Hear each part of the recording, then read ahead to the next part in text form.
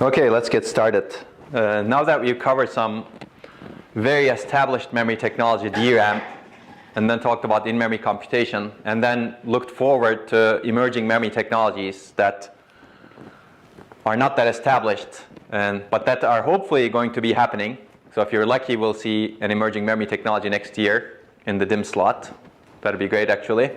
Let's talk about a technology that was emerging like 20, 30 years ago, and that has emerged and that has been extremely successful, and in my opinion, that has revolutionized our lives all across. And that's flash memory. And I'm going to give you a short background on flash memory operation. How many of you know how flash memory operates? Oh, okay, that's good. So if I ask you questions, you'll be able to answer? Somewhat. Okay, good. At the very low level? Yeah. Okay. Okay, good. How many of you don't know how flash memory operates? Don't be scared. Okay, okay. Okay, that's good. This will be fun, I think. I mean, like any memory technology, there's no magic in this also. And this is charge-based memory. So basically, I'll give you the high level first. So if you look at NAND flash memory, it's actually very much block-based. Internally, it'll look like DRAM at some point. But the memory array is divided into blocks. And you actually, whenever you need to do a write, you don't need to, basically, if you want to write something, you initially erase an entire block. So the erases are done on a block granularity, and that's to minimize the cost of erases. But you can write at the page granularity, and you can read at the page granularity once you erase the block. Erasing means setting the voltage level to the minimum voltage level possible in the entire block itself. So a block can be pretty large. Basically, it can have 256 pages, for example, each block, and each page is about 8 to 16 kilobytes, for example, in flash memory. So remember, erase at the block level, such that everything becomes 0, and then you can write at the program at the page level. That's called programming or writing. You write at the page level. And then you can, of course, read at the page granularity as well. Okay, so if you want to read a page, this is what needs to happen. Basically, you need to apply, if you want to read a page in this block, page 0, you need to apply a read reference voltage, which we will talk about what that is, to that particular page. And you need to apply a pass-through voltage to everything else. And this is because of the way flash memory operates, which we will go into. And this is going to be interesting. But this is a little bit different from how we do in DRAM, right? In DRAM, what we did was, if you want to read or activate a page or a row, you applied you applied a high voltage to that word line, and you didn't touch any of the word lines, any other word line. Here, it's different because things are connected in a NAND string. It's called a string, flash string. To optimize for very high capacity, everything is connected in a string. All of these transistors and different pages in a single bit line is in a string, and you need to ensure that whatever you're reading from the string passes through such that you can sense it in the sense amplifiers. And that's how it operates. It's a different technology. That's how it works. Okay, so let's go into a little bit more detail. So this is a block, and these are the pages, as you can see. This now looks like a subarray, as you can see, but it operates a little bit differently. So if you look internally, it looks much like DRAM, except now what you have is these are floating gate transistors. Basically, these are the flash cells that can store data, and whether you have charge or not, encodes data that's stored over here. And this can be very dense, because if you can look at this, it's just one transistor, right? That's it. There's no capacitor. It's just a transistor. And how small you can make that transistor limits your scalability in the end. And this can become very dense. And the rest is similar, basically. You have sense amplifiers at the bottom, you have word lines over here, and you have bit lines over here. The difference is the transistors are on the bit line. Right. If you look at DRAM, if you remember DRAM, the transistors, nothing is on the bit line. You just connect the capacitor through an access transistor to the bit line. Here, the transistors are naturally connected to the bit line, so whenever you're reading one particular cell over here, you need to ensure that these don't interfere with that reading. That's why you need to apply high pass-through voltage to those cells, and you need to apply a read voltage over here. So we'll go through that. So that's a row, very much similar to DRAM, and that's a column, again, very much similar to DRAM, but I already told you the difference. So a flash cell looks like this. It's called a floating gate transistor, at least in planar flash, planar meaning two-dimensional. We'll talk about three-dimensional a little bit also. But in two-dimensional flash, this is the dominant transistor type that has been very successful. It was invented, I think, in, I don't know, late 1970s or so, maybe even earlier. But basically, you have this floating gate that traps charge and stores charge, and you have the drain and source and the gate, as you can see over here. And you store the threshold value, threshold voltage of this cell that you program it to determines the value that you store over here. So you can, for example, program this. This is usually programmed with what is called incremental step pulse programming. If you really are interested, you can read some of the papers that I'm going to reference. But incrementally, you increase the voltage over step by step. Basically, you have these small voltage steps, and you incrementally pump voltage into it and increase the voltage to a level that you want it to be at, such that that level is encoded as whatever you want the cell to reflect in terms of data, right? And we will see that also. So let's assume that the threshold voltage is 2.5 volts, right? And when you program threshold voltage, after you program it, you apply some other reference voltage, and the cell reacts in some way, depending on what the voltage that it's programmed to is over here. So it can actually store the voltage forever. It's non-volatile, at least forever, meaning theoretically forever, of course, right? But in practice, you have a lot of other effects. Okay, so this is threshold voltage. Basically, this is on the x-axis you have this normalized threshold voltage, and we'll see a lot of these graphs over here right now. This is a flash cell with very few electrons programmed to it, low voltage. You can encode that as a 1. And this is a flash cell with lots of electrons programmed in the floating gate. Basically, this is high voltage, and you can program, you can encode this as a 0, right? You can assign any kind of logical encoding to these two different states.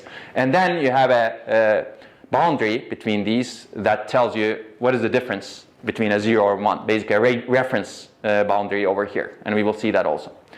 So basically, let's take a look at two cells. One is programmed at 2 volts at threshold voltage, and the other has a threshold voltage of 3 volts.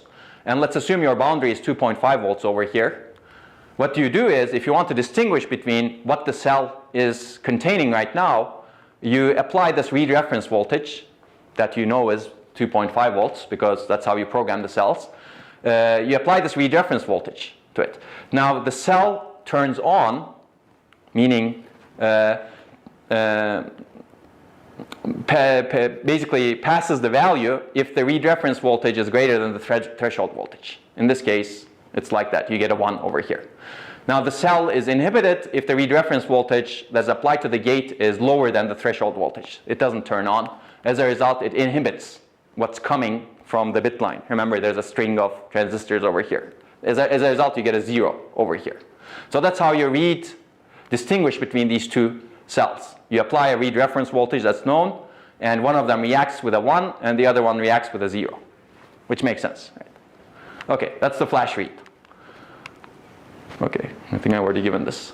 Okay, so pass-through, so this is how you can distinguish the value. But if you don't want to read a row, what you do is kind of obvious. Pass-through means you apply a very high voltage that's higher than any value that any cell is programmed to, and then you make sure that this cell passes through what's coming. The cell turns on, and it passes through what's coming over here.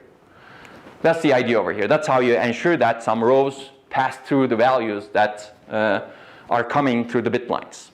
You apply a very high voltage. That's called the pass-through voltage. Make sense? Okay.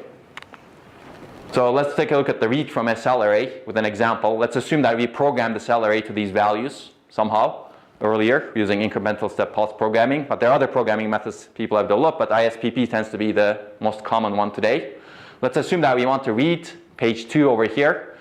If you want to read the contents of page 2, we want to apply the read reference voltage to the word line of this page, and we want to apply the pass-through voltage to all of the other word lines over here. Essentially, this is what we do. And when we do that, these two transistors are inhibited because their threshold voltages are higher than the read reference voltage, so they don't pass through what they have. So you get a 0 at the end, whereas here they pass through what they have, so you get a 1. And these don't interfere because they're always turned off if you will, right? Because the pass-through voltage is, at least the voltage that you apply to the gate is always higher than the values that you see on these pages that you're not reading. As a result, in the sense amplifiers, you get 0011, which is really what you want by reading that page. Of course, there's a sense amplification process over here also, which we're not going to talk about. Okay, there's an aside that I wanted to put over here. I wish I had made these figures a bit larger, but the difference between NAND and NOR, you may actually see NAND and NOR flash memory. NAND flash memory is much more common today because of its very high density. NOR flash memory is not that common today, although its latencies are relatively low, its density is not very high, and it may not be as scalable. But we're not going to go into the NOR memory as much. At some point in the lifetime of overall history of flash memory, there was a big debate which one is going to be more successful, which one is going to be better, and it turns out that NAND flash memory won because of its density advantage. And as you can see, the density advantages, the bit line looks like this over here. Basically, this is the bit string that you have, and all of these transistors are connected to the bit line in a NAND fashion, which is what we actually looked at over here, which was NAND. Whereas here, it's like a NOR fashion, basically. You can see that the bit line is like this, and the bit line turns on if any of these transistors actually turn on. But as you can see, this actually is not very dense. So you have a lot of these additional lines, as opposed to having a single string where you can really nicely put things on. Here, you don't have that single string. But the word reading is relatively fast over here because you don't go through the entire string. So the capacitance is much lower over here. So we're not going to talk a lot about NOR memory because it's not as high capacity, but it's interesting in the sense that it's a different type of flash memory. It uses the same type of transistor. They're organized a little bit differently in a NOR manner as opposed to a NAND manner across the entire bit line. Okay, makes sense? But this is also fast. The advantage is this is fast, faster than NAND. Okay, let's go back to the threshold voltage. Basically, this is what we said. You want to program the cells. You have a read reference voltage that delineates a 1 from a 0. And if you want to program a cell to the 1, you program it to this level. If you want to program it to the 0, you program it to this level. Now, naturally, there's a lot of variation in the programming. Programming cannot be extremely precise. So whenever you do the programming, your threshold voltage will not be exact. It turns out there's variation. So usually what happens is you have a distribution across the flash cells that you programmed. If you program them to 1, some of them have threshold voltages that are over here, some of them have threshold voltages that are over here. If you program them to 0, some of them have threshold voltages that are over here, they're really close to this 1, and some of them have threshold voltages that are around here. And this happens because of program variation, which is a factor of process variation, how precise your programming equipment is, and many, many other factors. The factors in terms of cell as well, and the papers that I'm going to reference actually look a lot into those issues. But yeah, this exists, and you have to deal with it. I mean, this is also true for DRAM cells, actually. If you remember, DRAM cells store different amounts of charge, except we never showed them in this way. We show them in this way because we actually are a little bit more precise in terms of how much voltage we inject. And we can actually read the reference voltages that we program cells into in flash memory. We have a lot more control because of the machinery there. Okay, so basically you will see these threshold voltage distributions. This is called the threshold voltage distribution. It's a normalized threshold voltage, and it's probability density function, as you can see. So this is more highly probable. This is more highly probable. And this is the threshold voltage distribution for state 1 and for state 0. Okay, and a lot of problems will appear because these threshold voltage distributions are not that nice as I depict over here. They actually overlap with each other, especially with a lot of factors that happen. And that's exactly why it's hard to make these memories work. But we're going to develop a lot of techniques to make them work. So okay, basically you select your read reference voltage such that it's actually hopefully nice. It basically delineates this distribution from this other distribution such that you get no errors. Right? If these distributions were overlapping, you would get errors. And we will see that. Okay, so this is called single level cell, meaning a single cell denotes a single bit. But if you want to go to multi-level cell, as we've discussed with PCM, it's relatively similar. You chop up the threshold voltage range into 4 in this case.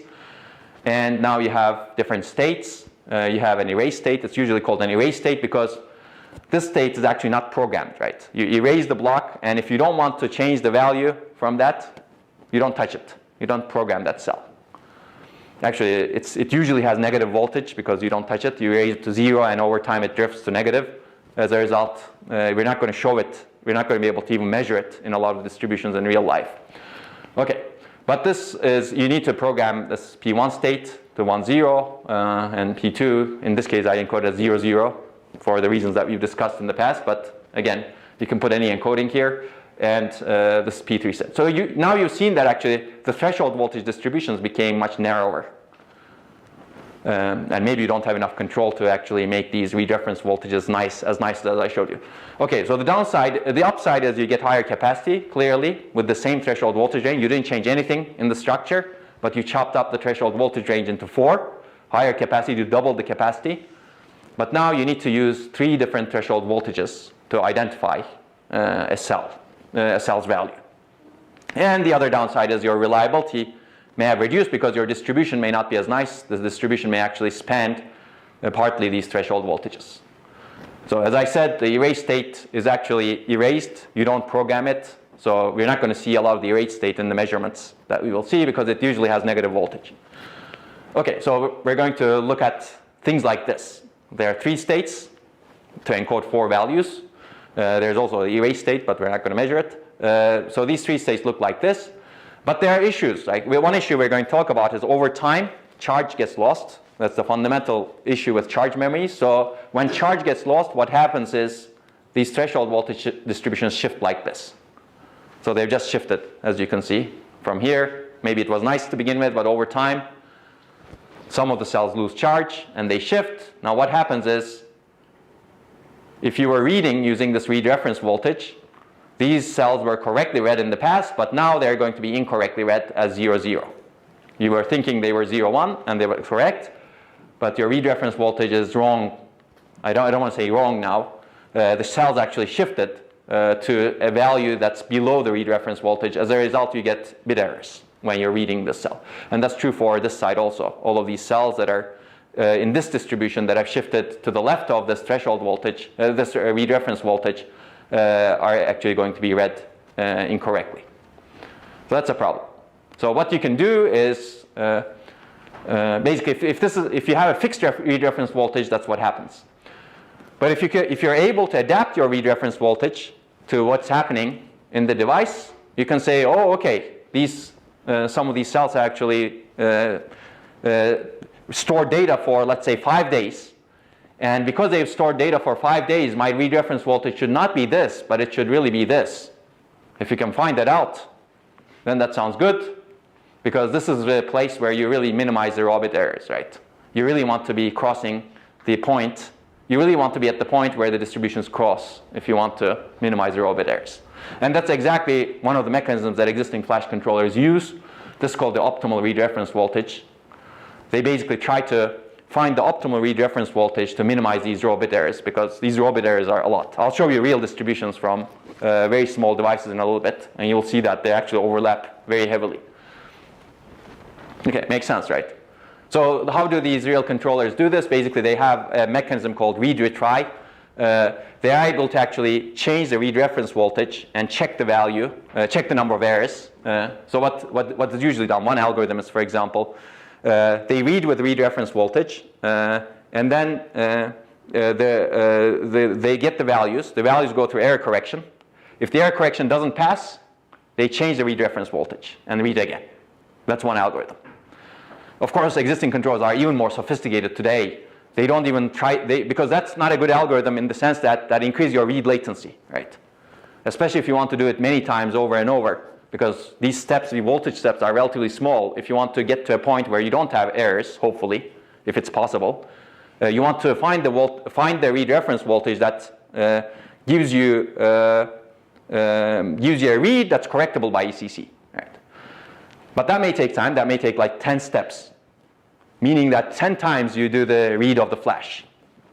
That doesn't sound good, right? It's already a slow device. If you're doing the read 10 times to get the right value, that's 10x more latency.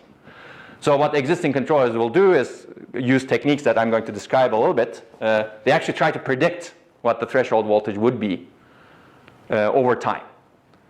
And they don't try to, they try to minimize these read retries as I described them. They try to predict, okay, maybe 5 days later the threshold voltage will be this, so they try to adapt the read reference voltage. So there are a lot of models that these controllers actually build, and they're building them online, during online operation today, to basically characterize the distribution and basically characterize, have a model inside that basically predicts, okay, the distribution will be like this, given that the data has stayed here for n days, given that neighboring page have been programmed, maybe with these values, and as a result, I'm going to pick a read reference voltage that's here. And we're going to talk about some of those models, but there's a lot of very, very interesting research that has gone into it to minimize these raw bit errors, because these raw bit errors are actually a lot. Okay, so how do you actually program these cells? Actually, if you have a 2-bit multi-level cell NAND flash memory, you normally program it using like two-shot programming, what we call it right now, and that increases your latency. Basically, what you do is you normally program the LSB, or least significant bit first. Essentially, so this is the first step, or two-step programming. Sometimes actually there are two types of programming mechanisms. One is called one-shot programming, and the other is two-step programming. A lot of flash memories use this two-step programming because it's more precise right now, because you program one bit first and then the other bit next. But actually, if you have a very large cell, sometimes it's okay to use one-shot programming. And actually, with 2D NAND, cells have become very small, the planar NAND. As a result, people move to this two-step programming a lot, but this of course increases your latency. But when actually people were able to figure out how to do 3D NAND, they increase the cell size, so they're back to one-shot programming, meaning that they can control the cell more precisely. As a result, they can actually program 2 bits at the same time. But that's going to change again, I think, as things scale. They're going to go back to two-step programming like this. But basically, what is two-step programming? You program the LSB, least significant bit first. So in this case, least significant bit is, I guess, 1 or 0. So basically, erase state, you don't do anything. If your least significant bit is 0, you go to this temporary state. Temporary state, you don't know. It could be any of these, right? If the least significant bit is 1, you don't do anything. If least significant bit is 0, you go to this temporary state. And then you program the most significant bit. Well, I guess if your most significant bit is 1, you move from the erase state to this P1 state by adding some more voltage. And if your most significant bit is 0, you go from this temp state to this P2 state by adding some more voltage. And then if most significant bit is 1, in this case I encoded things a little bit differently. The most significant bit is on the right, least significant bit is on the left. So this is a big endian, as you can see, which I don't like, but that's how it happened to be. But basically, you program the second bit next over here. As a result, it's two-step, and this takes time. This takes time, and then this takes time. But it's more precise because you're doing it in 2 steps. Okay. Okay, so if you look at multi-level cell architecture, it actually looks like this. I'm not going to go through this in detail, but basically, you have these LSB even page sets. You can see them over here. And then you actually have LSB odd page sets. These are least significant bit. You have this separation between odd and even pages. And then you have most significant bits over here, even and odd. But you can read the papers for more detail. It's nothing different from what I just described. But the difference over here is, as you can see, whenever you're programming, the interesting thing over here is whenever you're programming, you apply very high voltage. So this is about 20 volts in this example. That's a lot. And you also need to inhibit everybody else. That actually is about 10 volts. So programming these things actually take a long time. That's why the write latencies are long and the energy is very high also. So ideally you want to program minimally. Okay, do I have anything over here? Okay, the other thing I have over here is nothing. Okay, you can see the MSB and LSB over here also. That's fine. But basically, if you see these figures, that you should think about corresponding these to these states over here.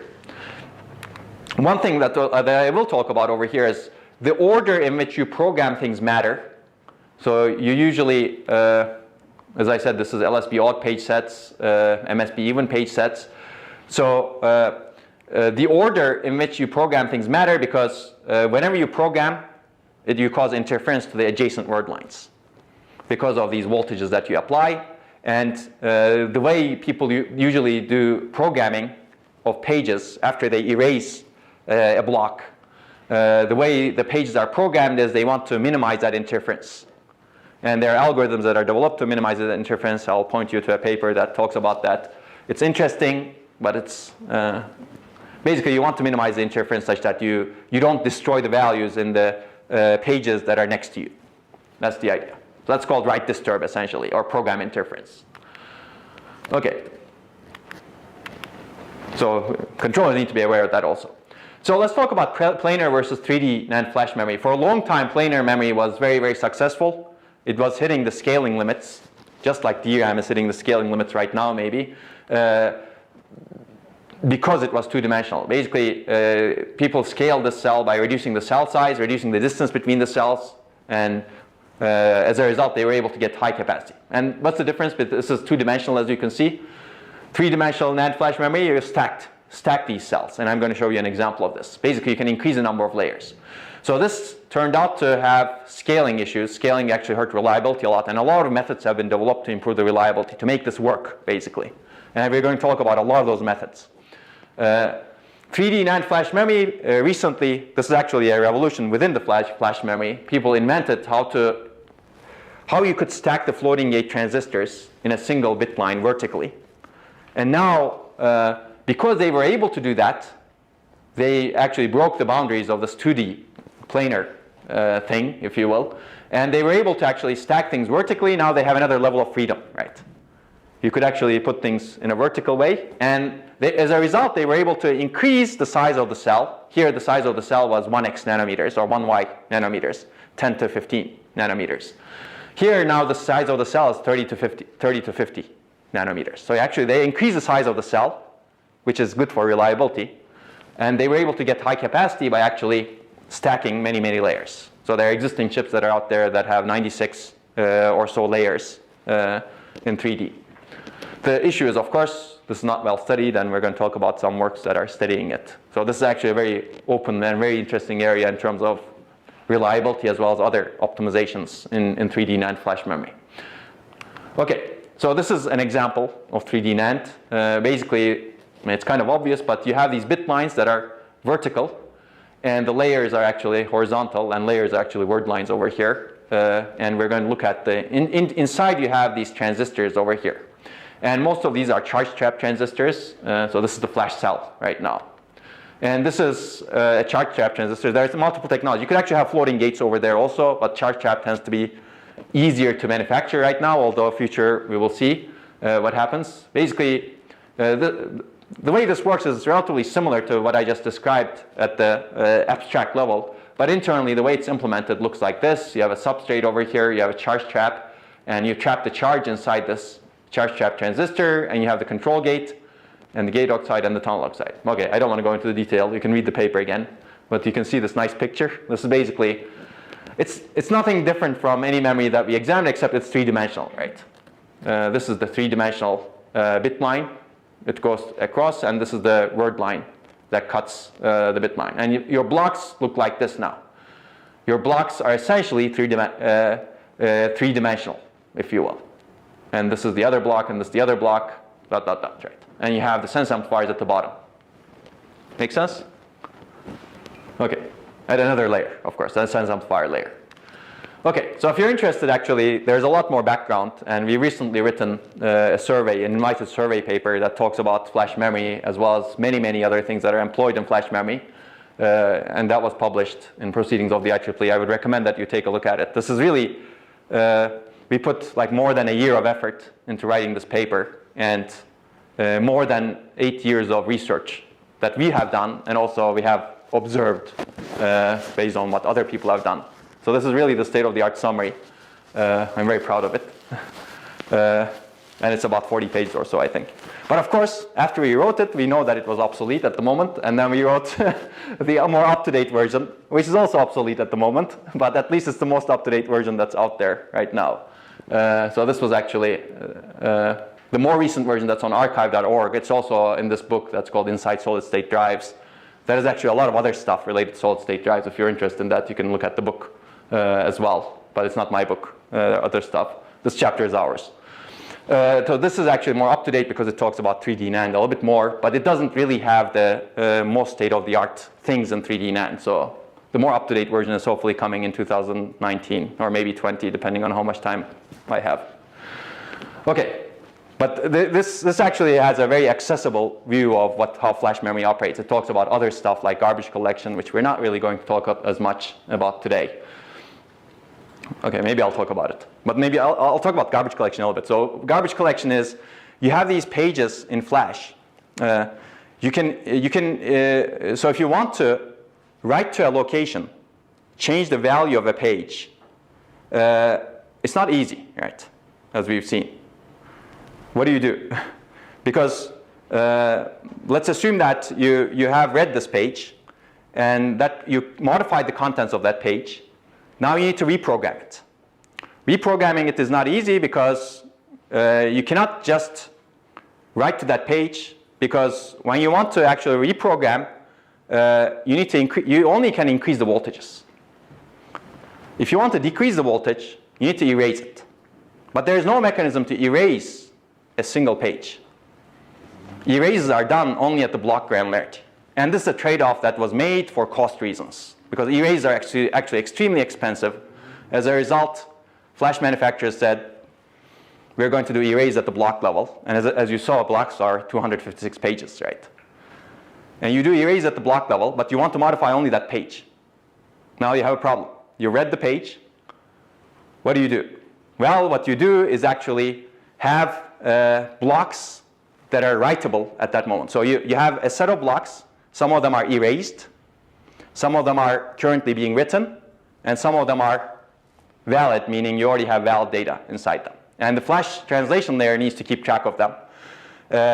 If you want to read a page and write to it, what you do is you read the page, you modify the value, and write it to some other block that you're currently writing to, which means that you actually remap the page. Right? You remap the page from this location to this location. So flash translation layer, one of the big jobs of the flash translation layer is to keep track of what block exists where, because it does a lot of these remapping. You have a logical block address that gets remapped to physical locations, because whenever you modify, you actually cannot directly modify, you need to remap it. That's the idea.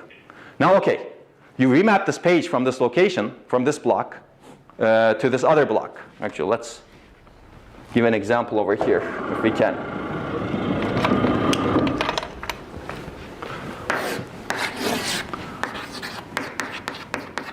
So we have block 0, let's say block 1,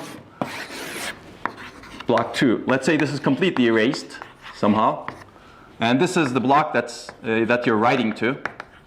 So open for writing, I'll call it.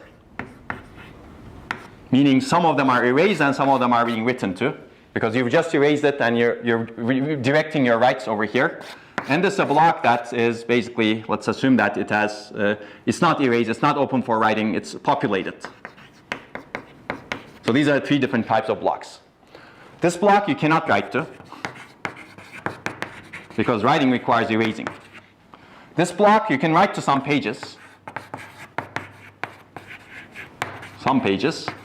And this block, yes, you can write to, but you're waiting such that you can utilize this part first, because this is open for writing also. So this is open for writing. This will be open for writing in the future after you're done populating this.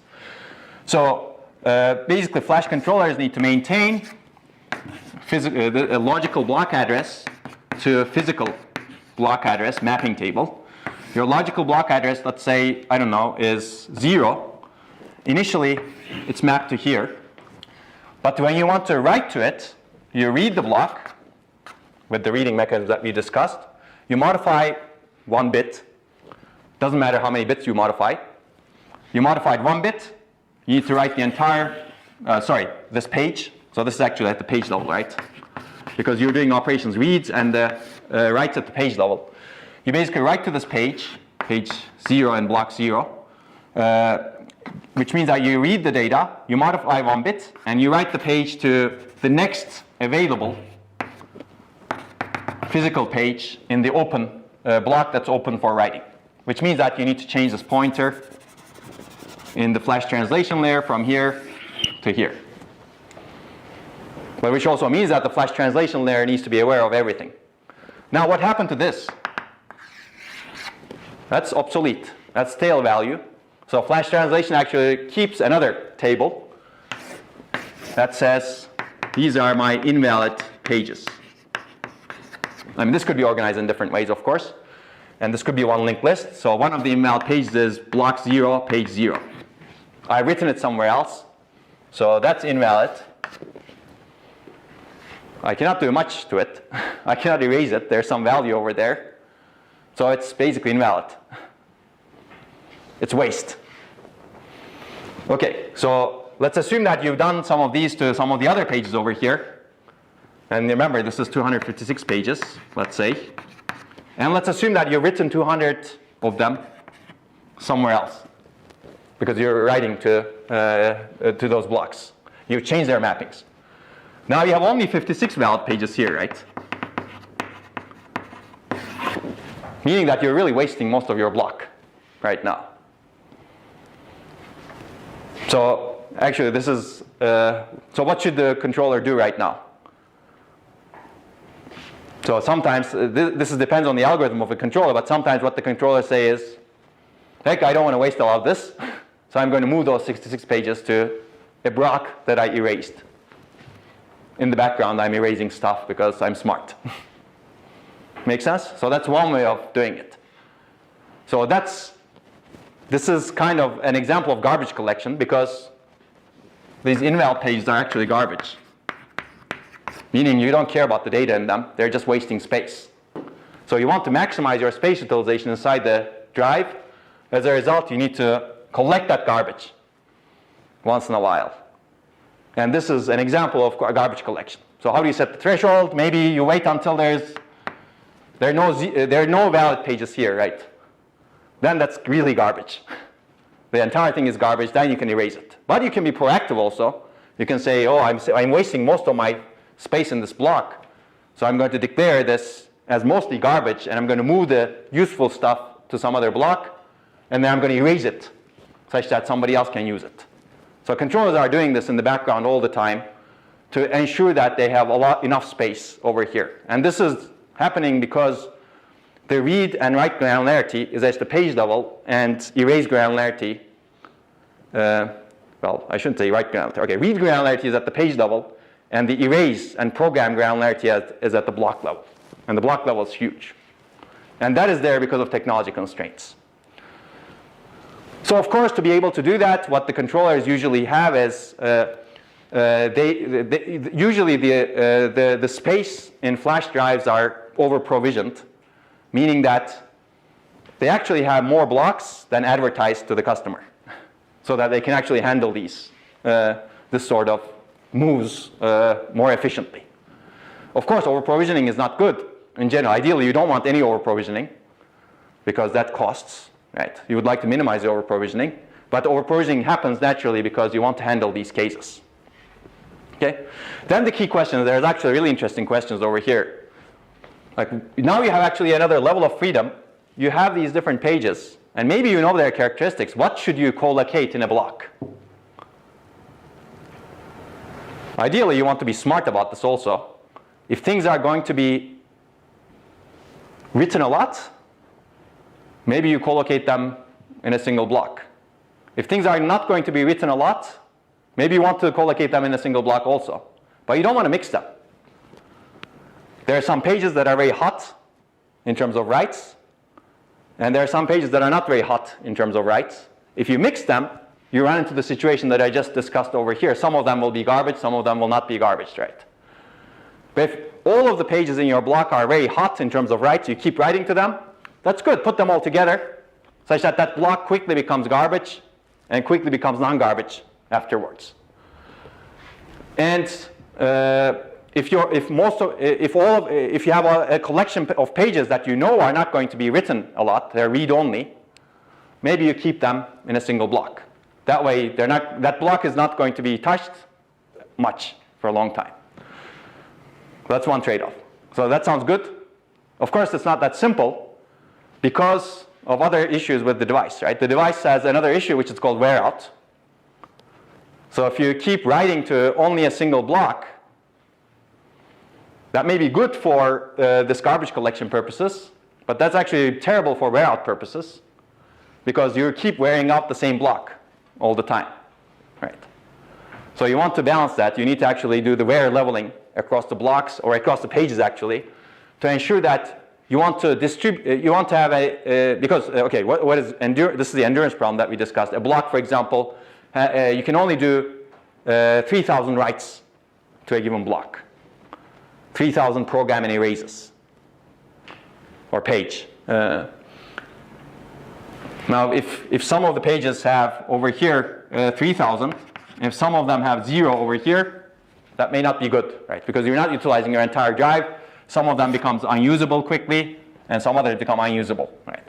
Maybe it's better to level this wear or wear out across the blocks somehow, such that you level the number of writes across the blocks.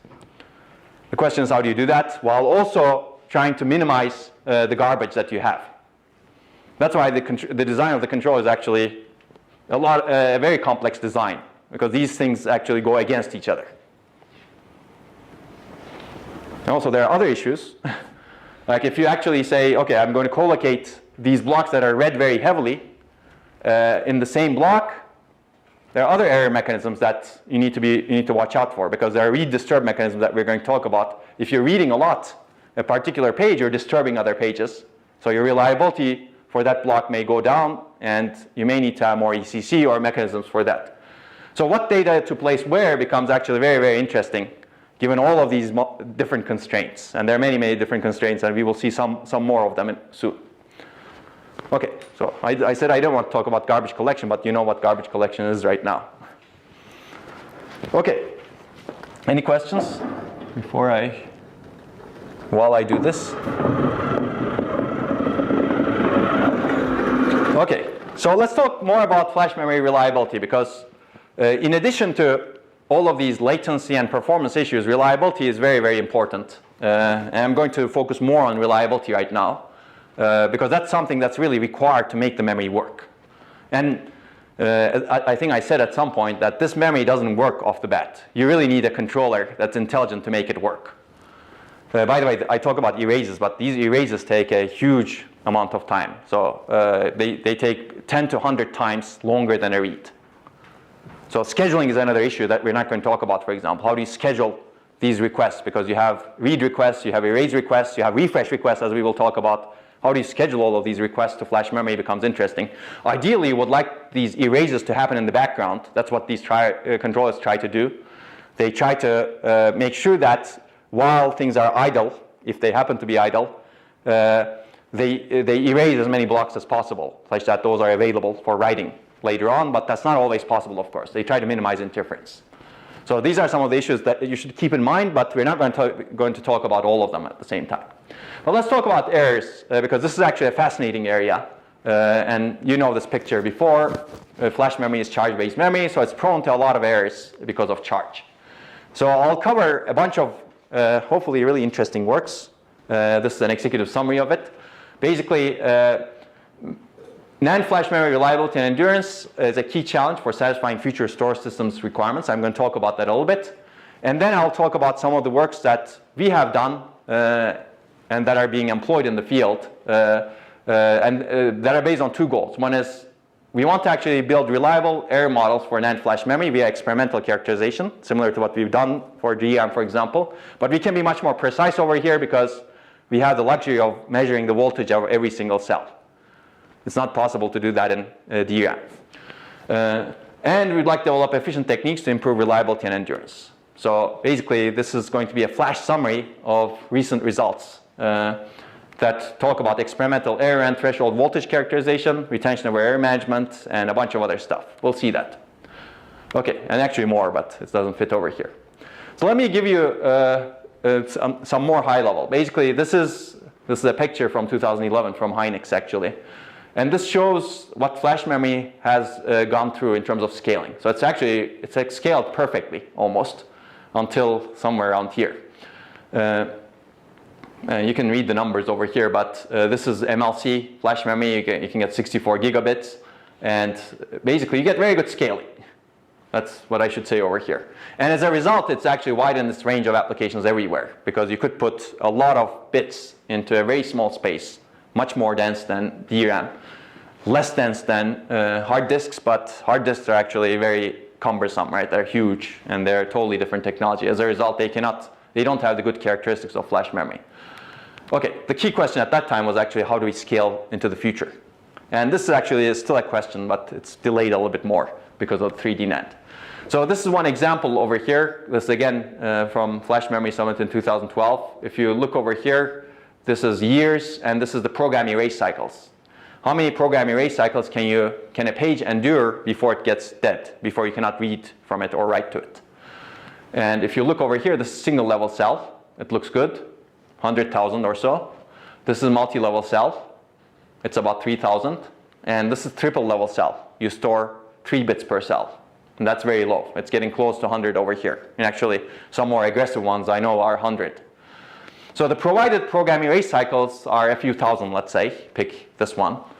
But if you look into storage requirements, the program erase cycles that are really required, these are standards actually, is by STech, that's a storage technology corporation that a lot of companies get together and they say, okay, we want to be able to write the full capacity of the drive 10 times per day for 5 years. If you want to do that, you really need more than 50,000 programming erase cycles with a decent capacity. So there's a mismatch over here. The device provides a few thousand, you really want more than 50,000 if this is your application level requirement. So how do we bridge the gap? So one way of bridging the gap is of course over provisioning, right? The device advertised itself to be 1 terabytes. Internally it's 4 terabytes. Now it can actually manage itself, but that's not a good solution, right? That's an expensive solution.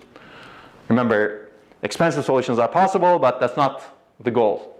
An engineer is someone who does for a dime what any fool can do for $1. Okay, so basically, how do we bridge the gap? We're going to talk about bridging the gap. So one way of bridging the gap is potentially using ECC, but I'll actually show that it's not a very good idea, perhaps. So this is another view of this. This is again from 2011, but the trends are actually very clear at that time. So this is single level cell, this is 5x nanometer multi-level cell, 3x nanometer multi-level cell, 2x nanometer multi-level cell. You see that endurance is decreasing. And it's 3-bit, so endurance is about 1,000 cycles. So endurance decreases with scaling as well as multi-level cell as expected. So if you want to, you can actually add error correction capability. And if you want to guarantee storage class reliability, which is uncorruptible bit error rate is less than 10 to the minus 15, you actually need to add a lot of ECC. So the bit error rate is a little bit different from endurance. Bit error rate is how many bits are erroneous.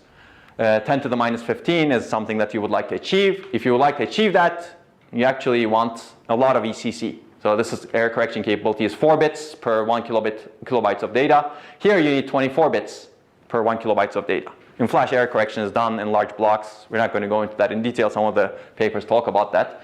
But basically, you need more bits, more redundant bits, which actually takes away from your space also, right?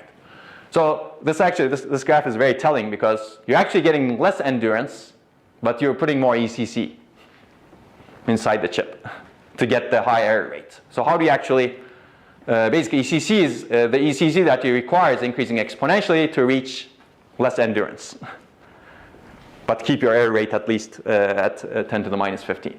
So this doesn't sound good. So this was a clear scaling problem, and that's one of the reasons why we wanted to look into this from the research perspective.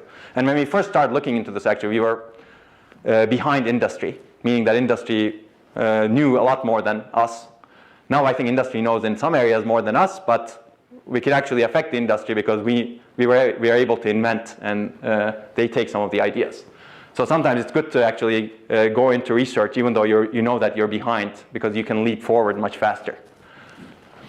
Okay, so basically the problem is the NAND flash memory is increasingly noisy. you can think of a single bit, even a single cell, as a channel. You write into the cell, and something happens while you're writing and while the cell is sitting there, and then you read something out of that channel, and what you read may not correspond to what you write. So you can think of this as a communication channel, right? You have a communication channel over here that happens to be the cell. You transmit on this end, and you read on this end, and things happen in between, and you can model what those things happen. But a lot of things happen actually in between. So let's talk about that. It's a noisy communication channel. That's why I think actually communications people look a lot into memories as well. I think this is a very good approach to examine memories as communication channels. Okay, so basically, if you look at flash, you have some noisiness, and you get some row bit error rate that's usually high, and you want to do something to it such that your uncorrectable bit error rate is less than some requirement. So you clearly need to apply some error correction mechanisms somehow. You need to be intelligent about them. And maybe you need to apply something else such that you reduce the row bit error rate that you get over here. I'm going to call that signal processing, because a lot of these things will look like signals. Okay, basically you want to minimize the raw bit error rate that we get out of these devices, and we want to actually do better error correction or more intelligent error correction such that we satisfy the requirements. So how do you actually do this? First, you need to understand. As I said earlier, for DRAM, you want to be able to understand. You want to build the reliable error models for NAND flash memory. And you want to design efficient reliability mechanisms based on the models. Let's take a look at what happens to a flash cell over its lifetime. So first of all, you write into it. What we wanted to do was to experiment to characterize and model dominant errors. So what are those dominant errors? And this is the first paper that I'm going to describe that was published in 2012. So you write to the cell. What does that mean? You need to erase a block at some point. You need to program the page. And you get errors in both. Whenever you're erasing a block, erase is not a complete clean erase, because you get errors. There is no erase that's error-free in flash. That's the beautiful technology, unfortunately. And then you program a page, you get errors. You actually inject errors to others. So we're going to talk about some of the errors that we characterized. And then while the cell is sitting there, you're not even touching the cell anymore. You programmed it, you erased the block, you programmed the page, fine. Now some neighbor page gets programmed, and whatever you have in the cell gets disturbed because of cell-to-cell interference. And you need to understand that. And there are ways of understanding it and ways of building mechanisms to overcome it. And we're going to talk about that. Okay, that happens. Even if nothing else is happening around the cell, neighbor page, by the way, is any page around in the same block. So you actually have 256 minus 1 pages that can affect you while you're sitting there. And even if nothing affects you, you're subject to retention errors, because the data over there is sitting and you may not read it for a really long time, and charge leaks. As a result, you have a retention problem, and you need to deal with that somehow also. So we're going to look at some of these errors, and as I said, a lot of these are, actually all of these are described in that paper that I mentioned that I'm proud of. Okay, so let's talk about the goals again. We want to understand these error mechanisms and develop reliable models that are predictive for the flash memory errors, and develop efficient error management techniques to mitigate errors and improve flash reliability and endurance. As I said, you want to improve reliability, improve endurance, and also improve the row bit error rate. So basically, we're going to do a lot of experimental analyses of real MLC NAND flash memory that will drive the understanding in the models. And hopefully understanding models and the creativity associated with architecture will drive the new techniques. And here's another example from that paper that I mentioned. These are the different types of errors. Program erase cycling, that's wear out. Program cell-to-cell interference, data retention, read disturb. This is in planar flash. There's also some more in 3D flash. And these are some mitigation mechanisms that we're going to talk about. Maybe not all of them, but I already talked about hot data management, for example. That's employed in flash drives, but maybe it's not the best way. It's not employed in the best ways. Okay, and I'll point you to those papers. So let's talk about the experimental characterization methodology a little bit. So we're going to characterize these errors, meaning that you actually really need to have an infrastructure to be able to do that. And this was the infrastructure that we had. This is an initial incarnation of the infrastructure. It's relatively similar to the DRAM infrastructure, and we have a NAND flash controller, and we have a flash translation layer, in this case, inside the FPGA. And let's talk about the first error types that we're going to examine. There are 4 different error types. 3 of them are caused by common flash operations, and we're going to initially characterize these: read errors, erase errors, and program interference errors. And one of them is caused by flash cell losing charge over time, and that's the retention errors.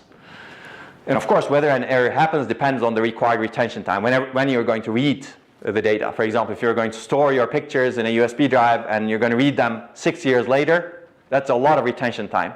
You may want to read them earlier, because those drives are actually some of the worst flash memories. And they are subject to all of those errors, and they don't have many of the error mitigation mechanisms inside there. So retention depends on retention time, of course, when you're going to read these things. And this is especially problematic in MLC flash because threshold voltage window to determine the stored value is smaller, as we've discussed. So this is what we're going to do. Basically, this is what happens to a page over here. You start, you program and erase, one cycle, you program erase again, program erase again, program erase again, and after some point you cannot program or erase or read. And that's when the page dies.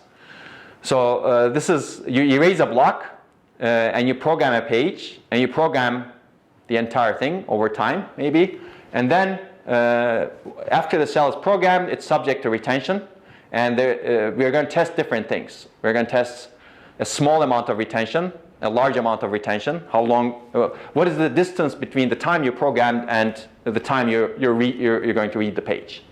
So you get erase errors over here, you'll get program errors over here, you'll get different retention errors over here, read errors over here, and different sort of retention errors over here.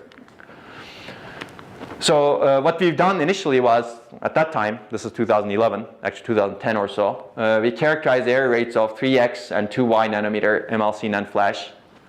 I always forget, is 3x 30 to 35 or 35 to 39?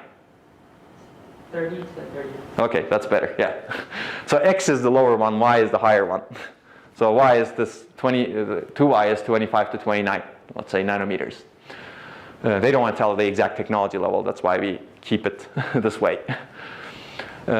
Technology node. Okay, basically we're going to characterize that, and we're going to quantify the raw bit error rate at a given program erase cycle. Raw bit error rate means the error rate that you get before error correction, before you employ error correction. That's a fraction of erroneous bits. And we're going to quantify the error correction capability and area and power consumption of various error correction code implementations. I'm not sure if I have slides for that, but the papers cover that. And as I said, as you increase the error correction capability, your area and performance overheads increase, and the benefits that you get will not be very high. So basically, we are going to identify how much raw bit error rate each code can tolerate, and how many program erase cycles each code can sustain as a result of this. So let's talk about these first 2 a little bit, and I'm going to give you some main characterization results. So there's certainly a measurement methodology. You can read this, but basically erase errors, you count the number of cells that fail to be erased to the 1-1 state clearly after you do an erase operation. Program interference, you compare the data immediately after page programming and the data after the whole block is programmed. Read errors, you continuously read a given block and compare data between consecutive read sequences. And retention is interesting because there are different retention times. You compare the data read after an amount of time to data written. And there are short-term retention errors. We look at them under room temperature, but long-term retention errors, for example, then you need to emulate. Meaning, if you want to look at the effects of retention time, that's 3 years. Clearly, we're not going to wait for 3 years, because that's going to be a very long experiment. So what we do is we actually use heating to emulate the effect of long-term retention. And people have actually shown that Arrhenius equation, which basically predicts the error rate based on the temperature, holds over here. But I'd be happy to talk about that. The papers actually have that detail. Okay, so let me give you some characterization results. This is the initial results. You can read the paper for more detail, but basically, this is what happens. This is the curve. This is the program erase cycles, how many cycles that a block has been programmed and erased.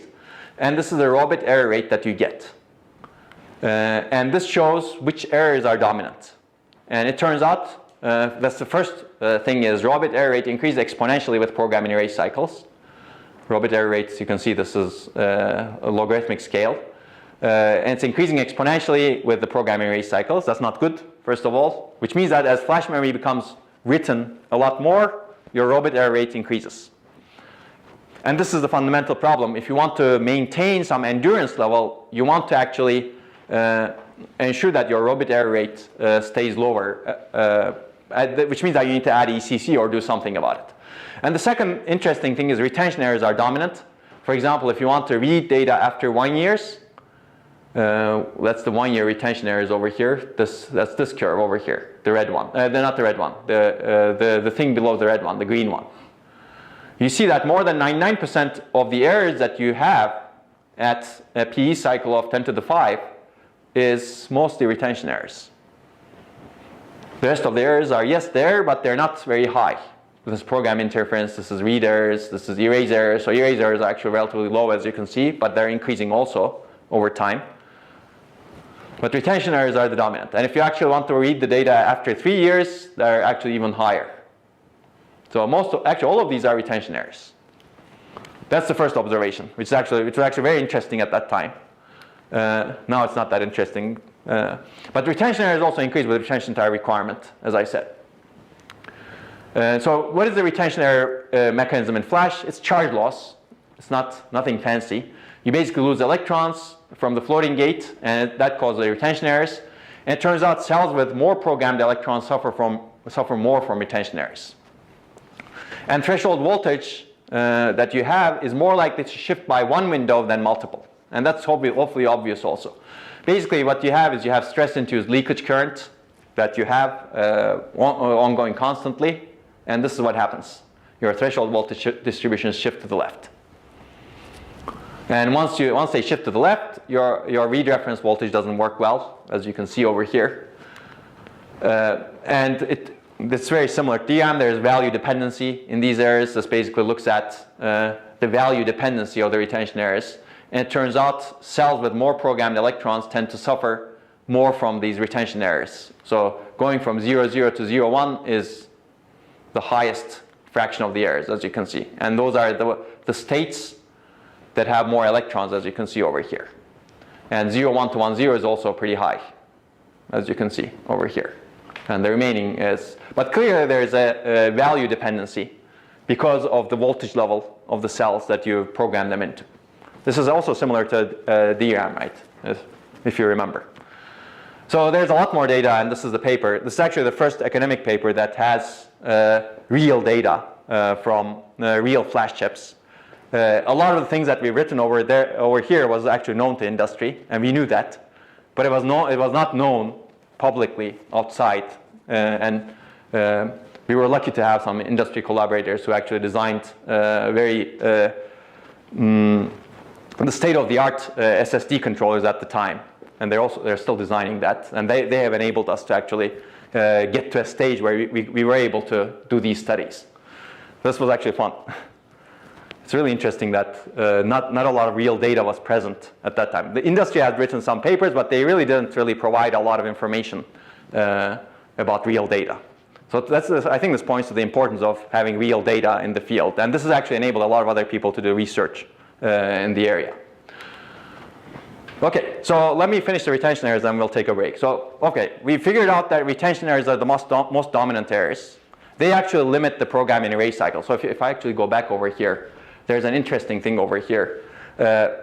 So you can set your ECC capability to satisfy some retention raw bit error rate. So you can do the calculations. You can say my ECC is going to be 40 bits per 1 kilobyte block, and those 40 bits, assuming some distribution of errors, can satisfy a retention error rate of 10 to the minus 3. Right. Now if you do that, and if you have this information, you can say, oh, my ECC is capable of handling 10 to the minus 3, and I can draw this line over here, and I say, oh, I expect my flash drive to die after some number of PE cycles, assuming retention errors were the only errors in the system. Right. Of course, to be able to really do the study, you need to compound all of the errors, and you need to have a usage model. So if your ECC is 10 to the minus 3, and if 3-year retention errors are the only errors in the system, you can actually go up to 10 to the 4 program in erase cycles. So this is actually one way of setting how much ECC that you want if you actually have this information. Now you can actually develop ECC, error correction mechanisms, that satisfy a certain raw bit error rate. That's one way of using this data, for example. Well, it's very valuable. If you don't have this data, how do you actually set your error correction bits, error correction codes to achieve a certain programming erase cycles? That's not so easy. It's actually art at that point. But now it's becoming more science. Okay, okay, we talked about this. Now we have retention errors. How do you cope with them? Well, you can add ECC, but we already know that that's not a good solution to retention errors, right? Well, we have another solution, which is refresh. And we're going to do that. This is non-volatile memory, flash. And many people don't know that it's actually not refreshed, but now everything is refreshed in flash, especially in data center SSDs where things are powered on. Okay, the basic idea is we want to refresh periodically. You change the period based on the programming erase cycle wear out. You refresh more often at higher programming erase cycles. Because initially, there are not much retention errors. Retention errors are not a problem at lower. So if you go back to this figure is very telling actually. If your programming erase cycles are low, your raw bit error rate is not that high. Basically, if your flash drive is not very used, that's okay. Even if your retention time is long, no problem, because your raw bit error rate is not high. But if you keep using your flash drive and if you have written a lot to it, meaning your programming erase cycle count is high, then raw bit error rate becomes a problem. Meaning that if you haven't written to your flash drive, maybe you don't refresh it much often, but you start refreshing it more often over here, you start refreshing it more often over here, you start refreshing it more often over here, maybe you start refreshing it every hour over here, right? So that's the idea. The idea is to adapt the refresh to the programming erase cycle count in your flash drive at higher P cycles. Of course, now how do you do the refresh? I'm going to talk about this. Refresh is interesting because retention errors, you lose charge. Refresh is really not writing some random data, right? It's really, you need to increase the voltages. It turns out you can actually do this in place, meaning that whenever you do programming of a flash page, you can increase the voltage, but you cannot reduce the voltage.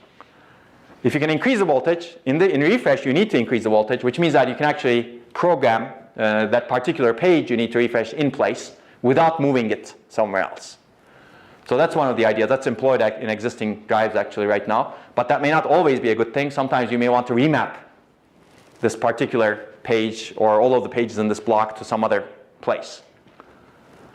And we'll see the trade-off between them, because if you actually do in-place programming, increase the voltages, you're causing program errors to adjacent pages. But you're not causing programming erase cycle problems because you're not remapping. If you're remapping, you're not causing program errors to these pages over here, but you're causing some other issues. So there's a trade-off between these. And this paper discusses that trade-off. It introduces how to do refresh in Flash. So let me go over the key observations. So we've already observed this. We want to limit the retention errors limit flash lifetime as they increase over time, and retention errors can be corrected by refreshing each flash page periodically, obviously. So the key idea over here is to periodically refresh each flash page, correct its errors using weak error correcting codes, and either remap it to a new physical page or reprogram it in place. That's the idea. So it's called correct and refresh. It's not just refresh, because you need to read the page first, correct the errors using some error correcting codes that you have, and then either remap it to a new physical page or reprogram it in place, meaning you increase the voltage levels. Of course, you do this before the page accumulates more errors than correctable by the error correction codes that you have. So you need to do it early enough.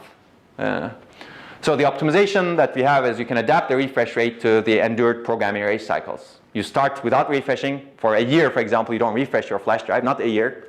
For the programming erase cycle count, some number of programming erase cycles passes. After that, you start refreshing. After some threshold programming erase cycles, you start refreshing more. So there are two key questions over here. One is how to refresh. So how to refresh in DRAM is not a question, but in Flash is a question. And when to refresh. When to refresh is shared with DRAM. So how to refresh, you can remap a page to another one, as we've discussed over here. You can reprogram a page in place. That's what this paper introduces. Or you could have a hybrid of remap and reprogram, depending on what you want how you want to optimize your error rate. And when to refresh, basically you can have either a fixed period like DRAM, not so good, or you can adapt the period to retention error severity. And we're going to do that. So basically, the proposal is to have a hybrid of remap and reprogram and adapt the period to retention error severity. So let's talk about this in-place refresh. This is also called in-place reprogramming. You can actually do this if you know your data values whenever you actually want to write a different data pattern to the page, as long as your different data pattern is always increasing the voltages. Right? But that's not going to be easy to determine, right? But refresh, you know that you need to increase the voltages. So this is the floating gauge voltage distributions for each stored value. We know about this. Retention errors shift these voltages to the left. And if you do incremental step pulse programming in place on the same page, you basically shift the voltage to the right, and that fixes the retention errors. That's the idea over here. The big pro is there's no remapping that's needed, no additional erase operations. The con is you increase the occurrence of program errors because while you're programming, you're affecting what's happening around you. And there's a trade-off. If you're introducing too many programming errors, this is not good. At that point, you need to switch to remapping-based refresh. And this paper discusses how to and when to switch to remapping-based refresh. Okay, that's the idea. So let's take a look at the benefit, actually. The benefit is actually very interesting. It's very telling. So this is a different amount of BCH codes. BCH codes are actually very famous codes, error-correcting codes. I cannot spell the last names of the last two people, but I know the first one is Bose. It's named after 3 people who developed these codes.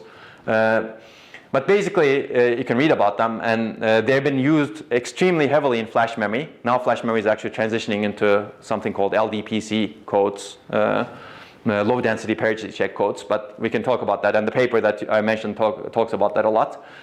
But this is different error correction capabilities you have, and these are different mechanisms. Baseline is no refresh, and this is the normalized lifetime. One is basically 512-bit BCH codes. At that time, it was reasonable. And basically, you have one over here that you cannot see, but that blue bar over there is 1. And this is what happens if you use remapping-based refresh. This is what happens if you use hybrid refresh. And this is what happens if you actually have adaptive hybrid refresh. Adaptive meaning adapt to the lifetime that you have.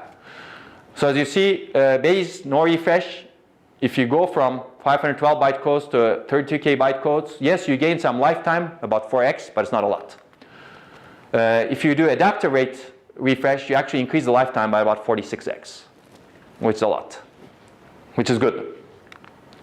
And lifetime of FCR is much higher than lifetime of stronger ECC. So if you strengthen your ECC, that's not a good way of dealing with retention time errors, because retention time errors actually increase exponentially with lifetime. That's the problem that you're facing. And if you want to, you need to really increase your error correcting capability exponentially, and that's not sustainable.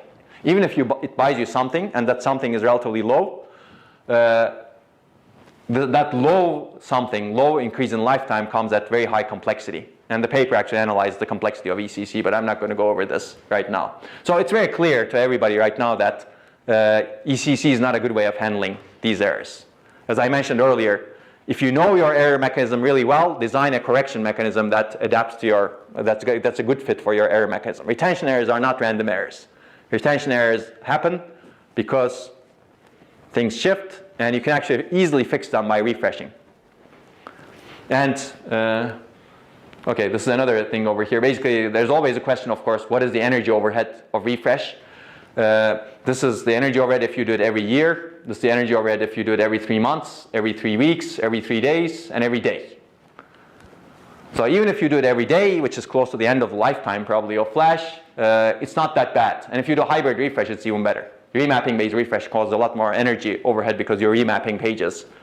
And you can imagine how much energy overhead flash is causing in your system because it's always remapping pages, but you don't want refresh to add more to it. So initially, you're not going to actually refresh a lot. As a result, initial overheads are not large, but as your flash becomes older, written more, older meaning written more, then you need to refresh more. And this is a paper that goes into more detail. And this is, as far as I know, all of the industry-grade SSD controllers implement something very similar to this. They actually refresh flash memory. USBs, good luck. So there's a huge variety in terms of flash memory also, and its quality as well as the controller's quality. the industry grade, like data center grade SSDs that are dedicated and that are expensive do a lot. And of course, one of the downsides that the paper discussed is if you want to be able to do this, you need to be powered on, right? Your SSD needs to be powered on to be able to refresh clearly. Okay, and this is an extended version of the paper actually, which appeared at the Intel Technology Journal, which usually is restricted to Intel folks, but they were nice enough to invite us to write a paper at the Intel Technology Journal. So I'm happy about that. Okay, so we're going to talk about more errors, but I think it's probably a good time to take a break right now. Let's take a short break for 8 minutes, and then I'll spend 20 more minutes discussing flash memory errors. So let's be back at 1440. Okay, let's continue, since we don't have a lot of time. And this is such an exciting topic that we could spend days and days on it. But we're not going to do that, because there are so many such topics, right?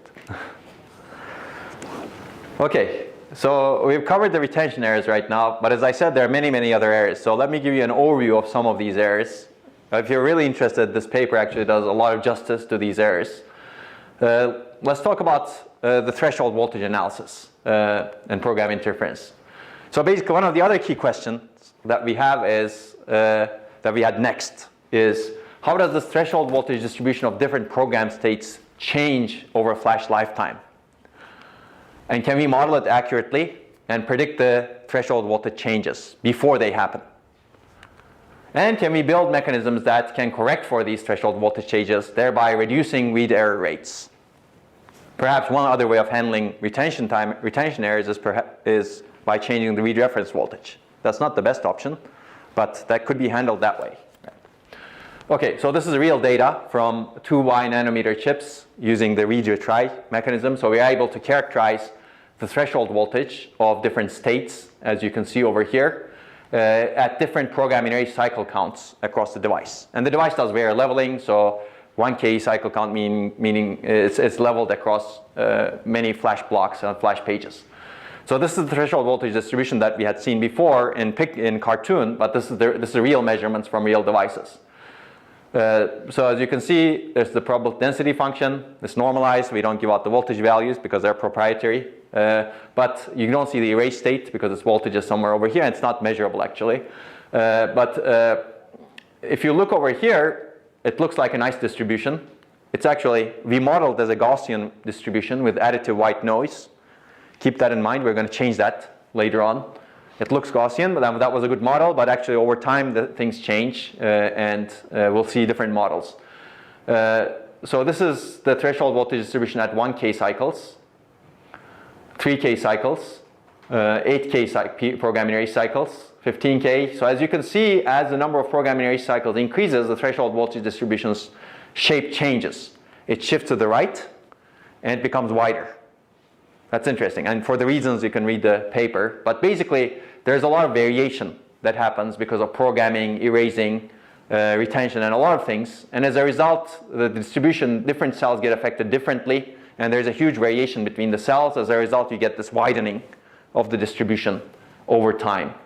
And because you're doing programming over time, your voltages actually tend to increase over time. So that's what it looks like. And also, as you can see over here, now distributions start overlapping, right? So it's not nice. Okay, so that's one example. So basically, we concluded at that time that the threshold voltage distribution can be modeled with relatively good accuracy as a Gaussian distribution with additive white noise. Basically, you can model the distortion in the threshold voltage distribution over programming array cycles as an exponential function of the programming array cycles. This picture doesn't show it, but the paper actually shows that the way the mean and the standard deviation of the Gaussian distribution changes exponentially with the programming array cycles. Which means that at programming array cycle X, you can predict the mean and the standard deviation of the same distribution after some time. Right, at programming array cycle 15K, for example. Now, if you know that, if you can do that, that's good with more than 95% accuracy. Now you can actually shift your threshold voltages. Right? You start with some threshold voltage at 1K cycle. You predict that it's going to be, okay, this much at 3K cycles. So when you're reading at 3K cycles, you use a different threshold voltage that you predict to be at that time. And while you're doing that, you actually calculate the real threshold voltage that you want to have. And then you use that. And basically, you can keep verifying your model online as well. So that's very interesting. And existing flash controllers do a lot of this, actually. And Gaussian distributions, not enough because it's only 95%. You want to be even more accurate if you want to minimize the row bit error rate. Because if you have a lot of bits, 95% is actually small. It's very similar to the branch prediction argument that we had, right? You may have, I don't know, 10 terabytes. And what is 95%? So you get actually, if your row bit error rate is even small, then you have a problem. Okay, if you want to read more, you can take a look at this paper.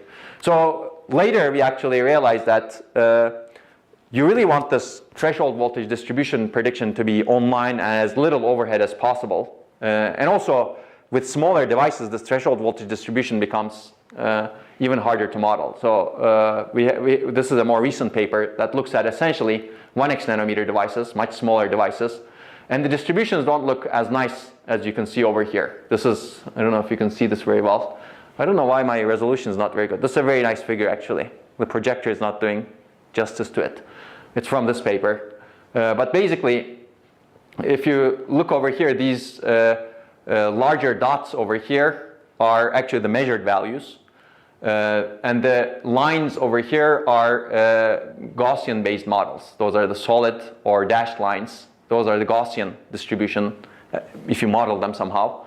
And you see that the Gaussian model is not terrible at 2.5 programming array cycles, but it's not very good also. So it cannot actually model this part. And there are weird effects, as you can see, right? There's this part over here. That's the P1 state, and it happens to overlap a lot with P2. So there are a lot of overlaps. And this is the scaling problem flash memory had, essentially.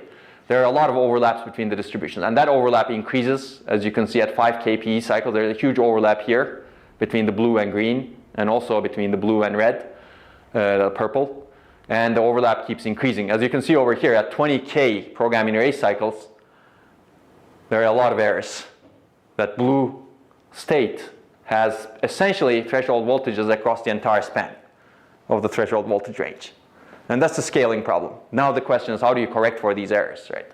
So first of all, you want to model the distribution really well. And so this is better modeling, basically. We looked at a bunch of different distributions. It turns out the student's T distribution, T-based distribution, is a very good one. I'll give you the accuracy numbers in a little bit. And then based on that, this paper developed some mechanisms to reduce the error rates. But you can see that this actually models things really, really nicely. You can track the distribution nicely. That's good. And these are some example error rates that you see, basically. Gaussian is actually not terrible. But again, the numbers are not, because the distributions overlap so much, even an error rate of 2.6% is not very good. And of course, you need to do something else about these overlaps, in addition to predicting how the distribution will change. Okay, so basically, we looked at different models. Normal Laplace-based distributions are actually very good, but they're very hard to implement in the flash controller. A lot of calculations are needed. So it turns out students' T-based distribution is relatively easy to implement in the flash controller, such that you can actually predict what will happen next, and its error rate is not that far off from the normal Laplace base. So we're basically within 1%. We can model these distributions accurately within 1% today. But of course, this becomes harder as you go down below 1x nanometer. Okay, so this is, what is this? Okay, so this is basically the threshold voltage distribution as predicted by our dynamic model. So the curves over here, the solid and dashed lines, are predictions that are done based on what we observed until 10 kPe cycles. We predict what should be the distribution at 20 kPe cycles, because that's essentially what the flash controller needs to do. And the markers over here are actually the measured values at 20 kPe cycles. So this is the prediction versus reality.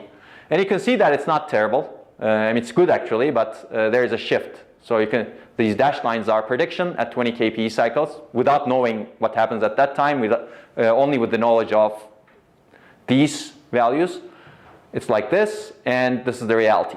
So the reality is a little bit worse than what we predict, as you can see. And that's exactly what the flash controllers do today. They predict the future and they try to figure out if the reality matches the future. Okay, so that's not too bad. And this is really the state of the art work in planar flash memory that looks at how do you model these distributions accurately and the applications of that model. And I'm not talking about the applications of the model, but we're going to talk about some of them in a little bit. Okay. Okay, let's talk about other types of errors. We'll talk about program interference. When a cell is being programmed, the voltage level of a neighboring cell changes unintentionally due to parasitic capacitance coupling. And this can change the data value that's stored, of course. This is also called a program interference error. This causes neighboring cell voltage to increase, meaning to shift to the right. So you're increasing your own voltage, but you're also increasing the adjacent cell's voltage. This is like disturbance errors, but it's a program disturbance. So once retention errors are minimized, using refresh, for example, these errors actually become the dominant errors. If you remember that picture, that program interference was the second highest error cause after the retention errors. So how do we program current flash cells? We already talked about this. You basically use this two-step programming method. Okay, you program the LSB first and MSB next. So what is the program interference? Basically, it's going to be similar to what we've discussed with RowHammer, except it's a very different error mechanism. You have a victim cell that gets affected by a lot of aggressors around it. And these aggressors are everywhere. Actually, all of these are aggressors, if you will. The good thing is, we want to look at how much each aggressor affects the cell. We're going to ignore this part because of the programming method that's used in flash memory. Usually, this gets programmed before this one. As a result, the programming of this word line doesn't affect the programming of this word line. Usually, programmers, the flash drive manufacturers program in an ordered way to minimize the effect of these interferences. So we're going to ignore these. We're going to try to model the change in the victim cell's voltage based on the programming of adjacent cells. So a traditional model actually that people have proposed and have been trying to use for some time was like this. Basically, this is the change in the victim cell's voltage level when adjacent cells are programmed. It's based on coupling capacitances and how much things are coupled to each other. You can see that if this changes by delta Vx, you have some coupling capacitance between this, and it's multiplied by 2 because it's a bigger, essentially it's a bigger effect than this one.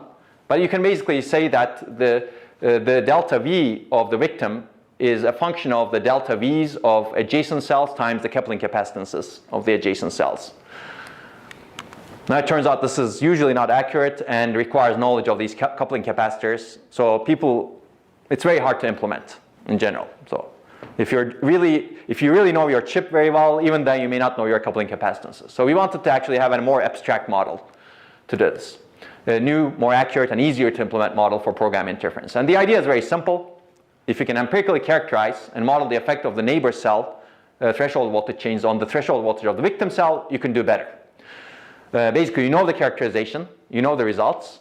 Now you can fit the neighbor threshold voltage change using a linear regression model, or any kind of model actually, but linear regression works well, and find the coefficients of the model via empirical measurement.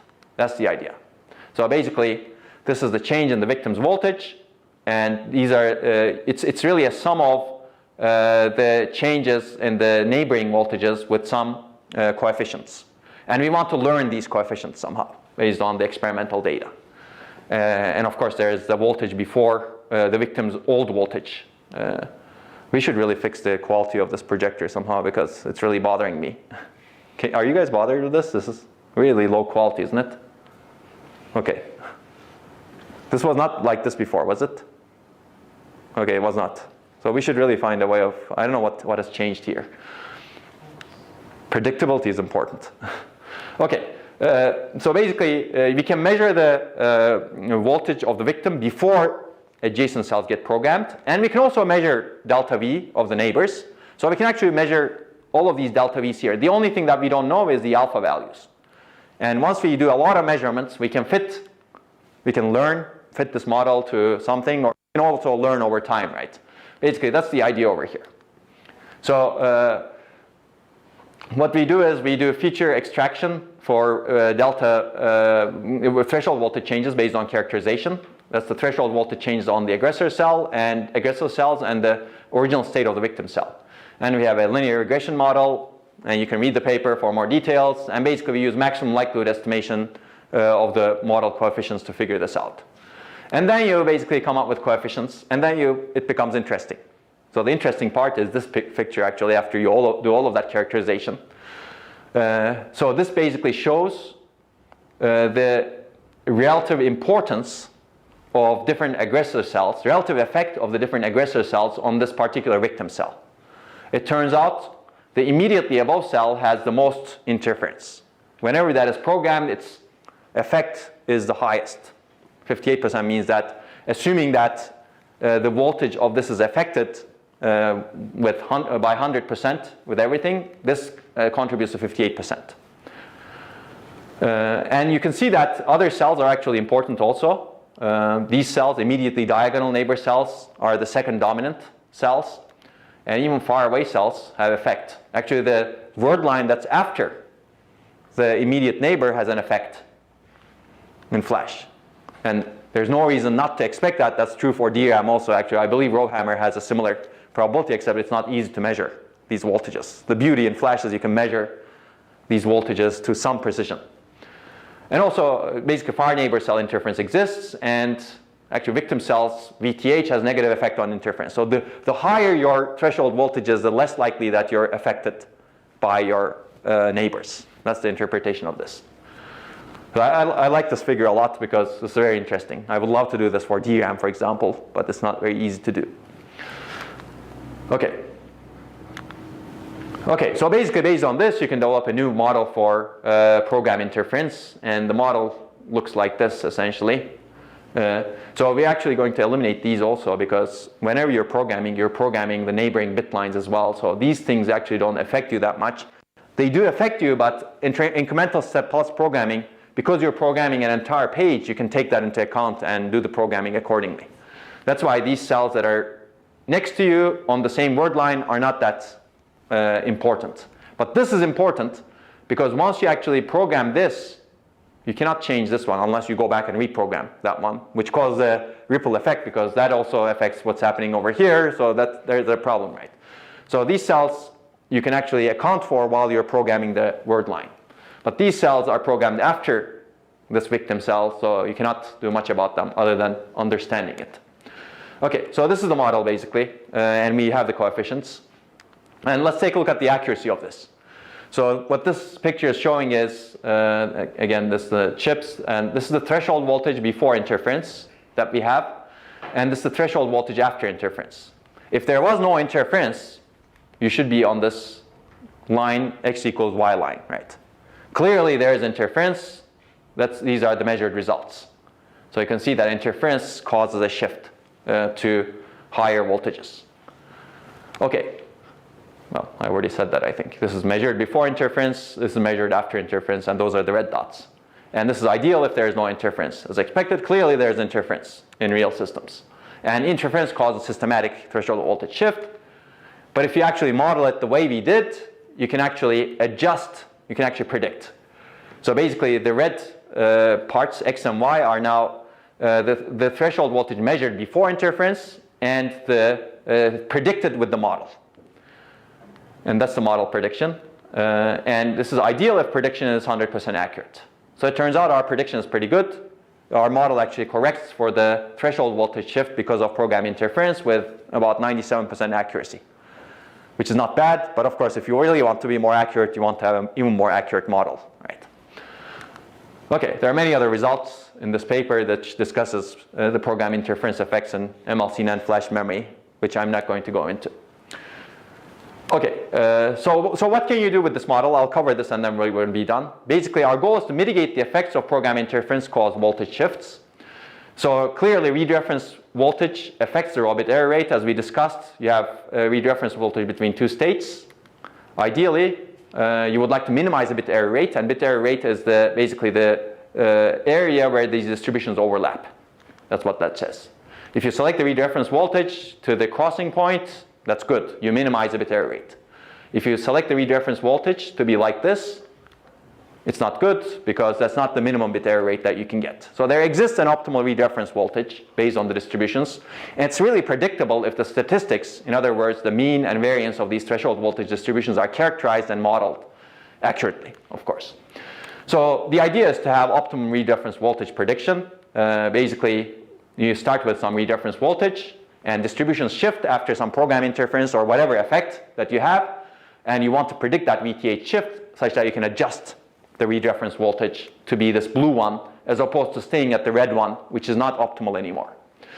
So the idea is to learn this. This is called VTH shift or threshold voltage shift learning. This is done every some number of programming erase cycles, and flash controllers actually do this right now. You program some sample cells with known data pattern and test the threshold voltage. And you program some aggressor enable cells and test the victim threshold voltage after interference. And you characterize a mean shift in the threshold voltage.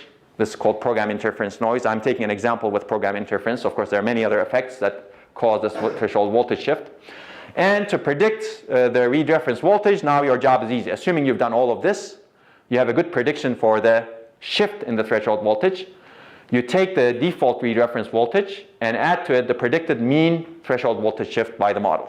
And this is true for different distributions. Different distributions shift differently, so you need to do it separately for ER, P1, P2, P3. Well, ER is usually not a problem, but everything over here, essentially. Hopefully that's clear, right? You basically predict how much you should shift the threshold voltage, read reference voltage, based on the threshold voltages you measure. And this is the effect that you get, basically. This is the number of programming erase cycles, and this is the row bit error rate. If you don't do any read reference voltage prediction, your row bit error rate is high. If you do read reference voltage prediction, your row bit error rate after you adjust your read reference voltage is much lower. And that's consistent across basically all of the programming erase cycles. And let's do the study. Let's assume that you have a large BCH code. This is the acceptable bit error rate is 2 times 10 to the minus 3. This BCH code can tolerate that acceptable bit error rate, which means that you should not cross this point. You set your ECC. If you don't do read reference voltage prediction, you cross that point over here. If you do read reference voltage prediction, you cross that point over here. So basically, you improve your lifetime by 30% by doing read reference voltage prediction, which is really significant. And basically, you reduce the raw bit error rate by 64% also. And that paper also discusses these read reference voltage prediction. But the JSAC paper in 2016 that I mentioned also actually does read reference voltage prediction using much more accurate models. And that's the paper that I mentioned earlier. Okay, so if you remember, we were talking about a lot of things in flash memory, and these are some readings that I would recommend. We may assign them later on. But we were in the middle of discussing flash memory error analysis and reliability, and there's a lot more to do in this area. And remember, we were discussing read reference voltage prediction. Actually, we were discussing a lot of techniques that are implemented in flash controllers today. Contrast this discussion with the DRAM discussions that we had earlier, right? DRAM controllers are really doing nothing compared to flash controllers, if you think about it in terms of reliability, for sure. But these controllers are doing, basically everything that I'm going to discuss over here is pretty much implemented or is being implemented in flash controllers going forward. So read reference voltage prediction is something that definitely exists today. Basically, remember, we developed models for threshold voltage distribution. Threshold voltage determines the value that's stored in a flash cell. And you have a threshold voltage range, and you chop it up into smaller sub-ranges. Each sub-range encodes a data value, right? It could be in an MLC, multi-level cell NAND flash. It could be 000111011, right? 2-bit flash. But there are flash memories that are 3-level cells right now. It's called 3-level cells, unfortunately, but it's really 3 bits encoded in a voltage range. It's really 8 states. In a sense, it's 8 levels, right? It's not 3 levels, but it's 3 bits. And people are looking into encoding 4 bits within the voltage range, right? So this threshold voltage distribution is important to understand because the read reference voltages you pick are critical for how many errors that you get when you're reading. and remember the voltage distribution. Basically, we wanted to mitigate the effects of program interference caused voltage shifts, but this is true for retention also, as we will see. So this is an example of threshold voltage distribution. We actually covered these slides. Let's say you have these two different states, state A and state B, and this is the threshold voltage distribution of the cells that are programmed into these state A and state B. Ideally, you would like to pick this as your read reference voltage, and that read reference voltage essentially crosses the distributions at the point where the distributions cross each other, right?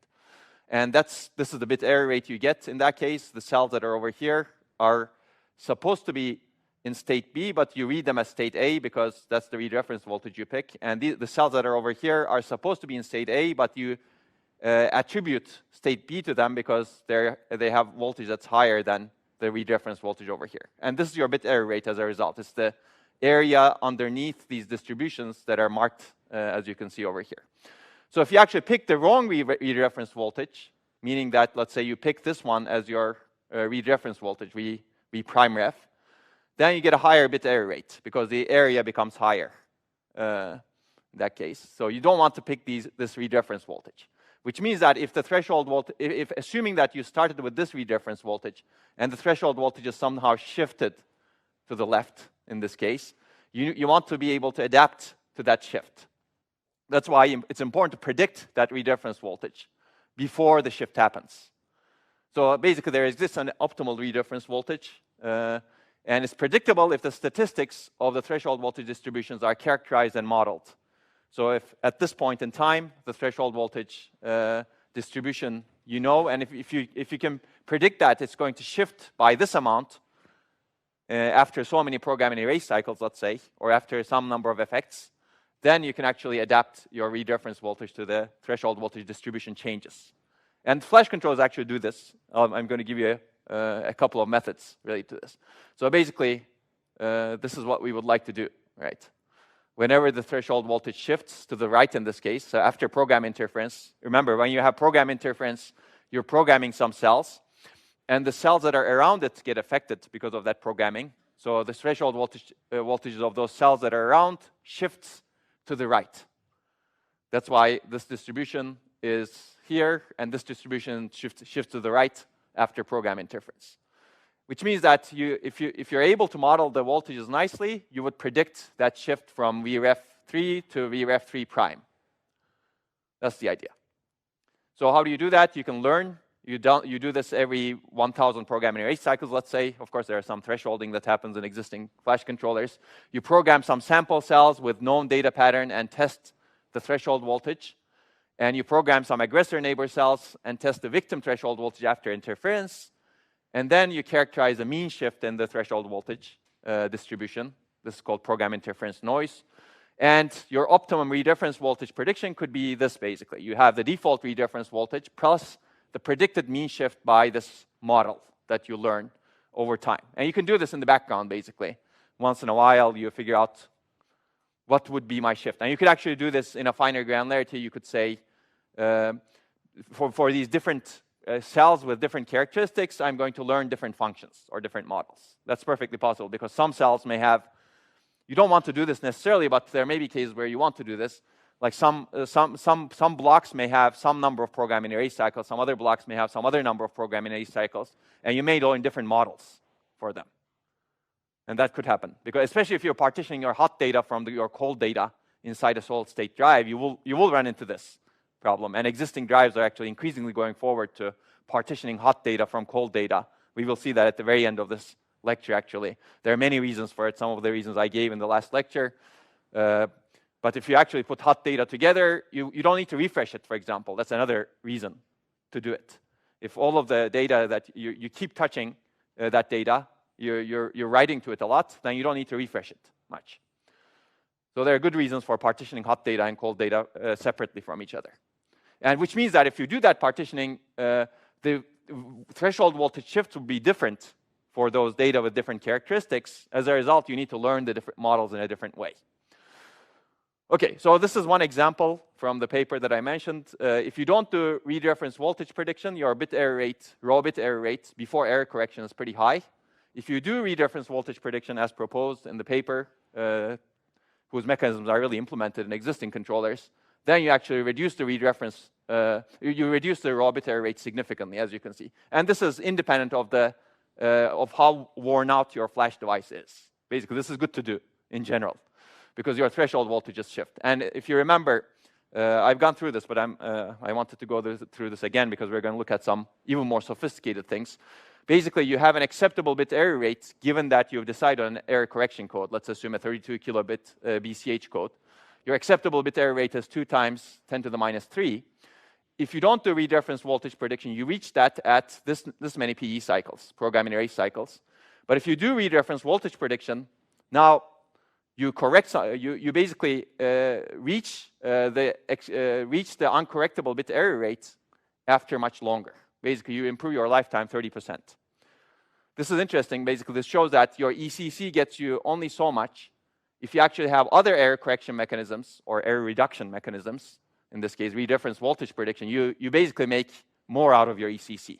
Your ECC has some certain capability. How you use it depends on how many errors that you really expose, that you really require to be corrected by the ECC error correction code mechanisms. And this actually goes back to our discussion that we had before. If you can correct the errors in a much simpler way than using error correcting codes, you'd better do that. As you can see over here, that's what we're doing. With the read-reference voltage prediction, we're really getting rid of some of the raw bit errors, which means that we're not punting those errors on error correction codes. As a result, we're using the error correction codes for errors that are not really corrected easily with read-reference voltage prediction. Make sense? Okay. So another point over here could be, okay, you want to have a constant lifetime, let's say this is 30,000 in this case, 30,000 programming erase cycles, or I'll pick this location over here. You want to have that constant lifetime. You could actually keep that lifetime over here, do read-reference voltage prediction, and have much less ECC in the system. So ECC that satisfies a bit error rate that's smaller than 2 times 10 to the minus 3, let's say 1 times 10 to the minus 3, would be much less complex. So there are multiple ways of using this, basically. You could reduce the amount of ECC by keeping the lifetime constant, as opposed to increasing the lifetime, keeping the ECC constant. Okay, so you can play a lot of tricks, clearly. Okay, we already discussed that. And this is the paper. Some of these papers, or one of these papers, may be assigned at some point. Okay, and we said that it's important to accurately, for this to work really well, you want to really accurately model your distributions. And I've gone over this. This is becoming increasingly complex. As I've shown you last time, Gaussian-based models are not really working very well, especially with devices that have very small feature sizes. And this is real data from a device that has 1x nanometer feature size. And you can see that, so let's say at 20,000 programming erase cycles, you can see that this distribution pretty much spans the entire voltage range. So that's the difficulty of actually making flash work at very small scales, because you have very small number of electrons, you cannot control them really well. As a result, this state, I think that's program state 1, starts spanning pretty much the entire voltage range. It doesn't start out that way. It's not that good to begin with even, but it doesn't span the entire voltage range. But once you, this is at 2.5K programming erase cycles. Once you're at 20K programming erase cycles, it looks like this. Now, if you have a Gaussian model is not good at adapting to this sort of discontinuities, if you will, or multiple peaks in the distribution. As a result, you would not get this part of the distribution correct. In fact, you're not getting that correct in many cases over here. That's true for some of the other ones, but the blue one is the most severe one in terms of the inaccuracy in the distribution. So Gaussian-based models don't work well, so this paper proposed a simple model, students T-based model. It's easy to compute online also, that basically tracks this much nicely, as you can see. There's still some not imperfections, but it's quite good. These dashed lines are the model. The triangles, I think, those look like triangles. Yeah, triangles are actually what's measured.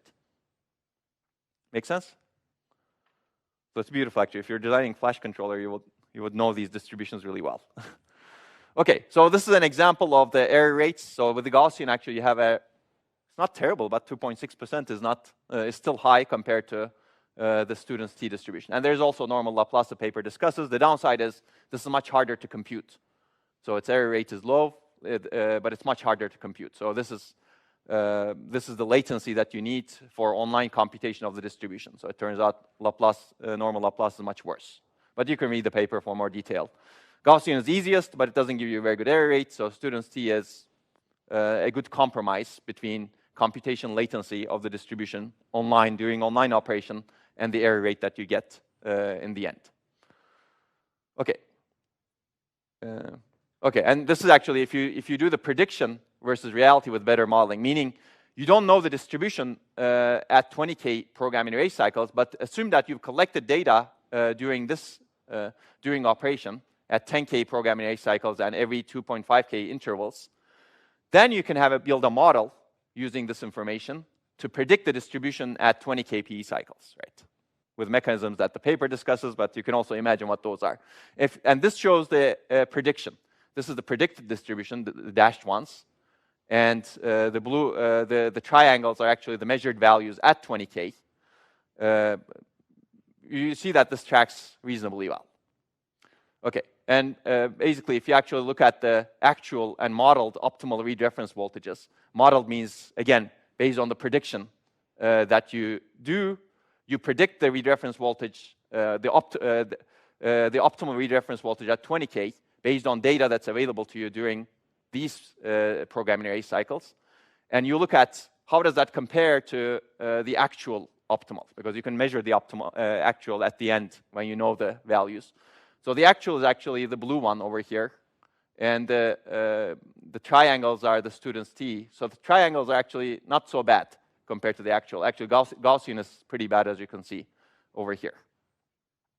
So actually, you can predict your read reference voltages. These are VA, VB, VC that are separating the four different states relatively well. So what is the effect on the raw bit error rate? Basically, you can see that in some pages, so some pages are not affected as much. You can read the reasons for it in the paper, but some pages are affected a lot. So in this case, for example, Gaussian gives you a much higher raw bit error rate, whereas student's t distribution-based modeling gives you a much lower raw bit error rate.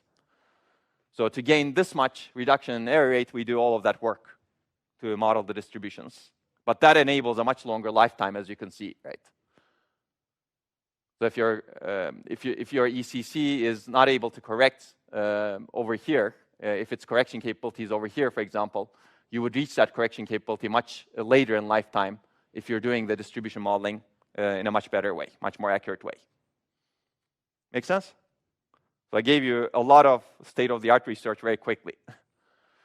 Okay, and this is the paper that actually looks at that. It says to appear, but it's already appeared clearly in 2016. Yeah. Okay, so this is one application of threshold voltage modeling. And these are really, really interesting applications, actually. But what else can we do further? Any questions so far? Now we're going to look at really, really, in my opinion, very exciting techniques. This is a technique that we developed in around 2013. As I mentioned, when we first started looking into this research, industry was ahead of us.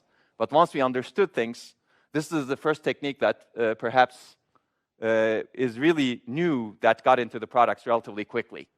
And our goal was this, basically. We wanted to develop a better error correction mechanism for cases where error correcting codes fail to correct a page. You failed, error correcting codes basically say, I have an uncorrectable error. What do you do? Can you be more intelligent at this point? So let's take a look at some of our observations. We're going to utilize the observations that we've seen so far. Basically, the immediate neighbor cell has the most effect on the victim cell when it's programmed. We saw this, right? When you actually program a neighbor cell, the immediate neighbor actually has a huge effect. The neighbor that's above you. And we use a single set of read reference voltages to determine the value of the victim cell when we actually read it. And the set of read reference voltages is determined based on the overall threshold voltage distribution of all cells in flash memory. Basically, all of the methods that we just discussed build an overall threshold voltage distribution.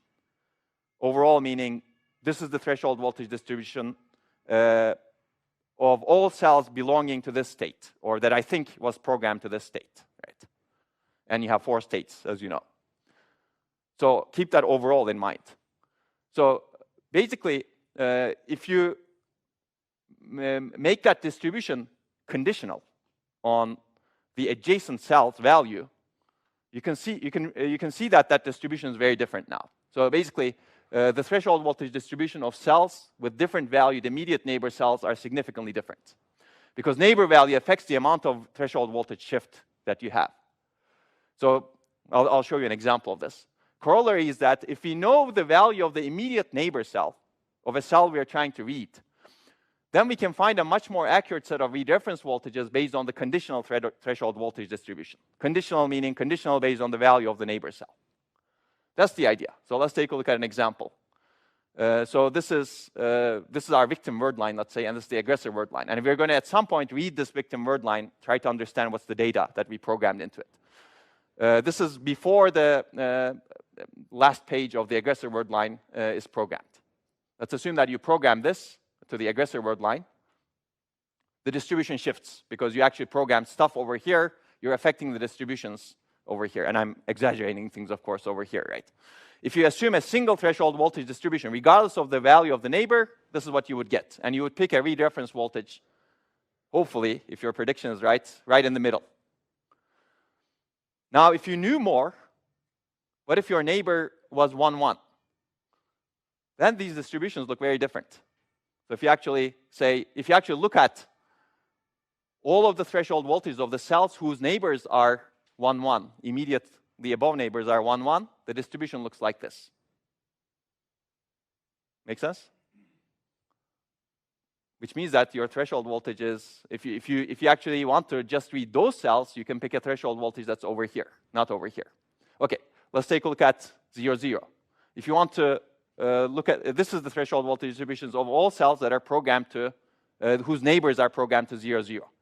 And if the cell itself is programmed to state pi plus 1, it looks like this. Pi looks like this. Again, this is the distribution for all cells whose neighbors are 1, 0, the distribution of all cells whose neighbors are 0, 1. And this is the conditional distributions, and if you combine them, then you will get these big distributions.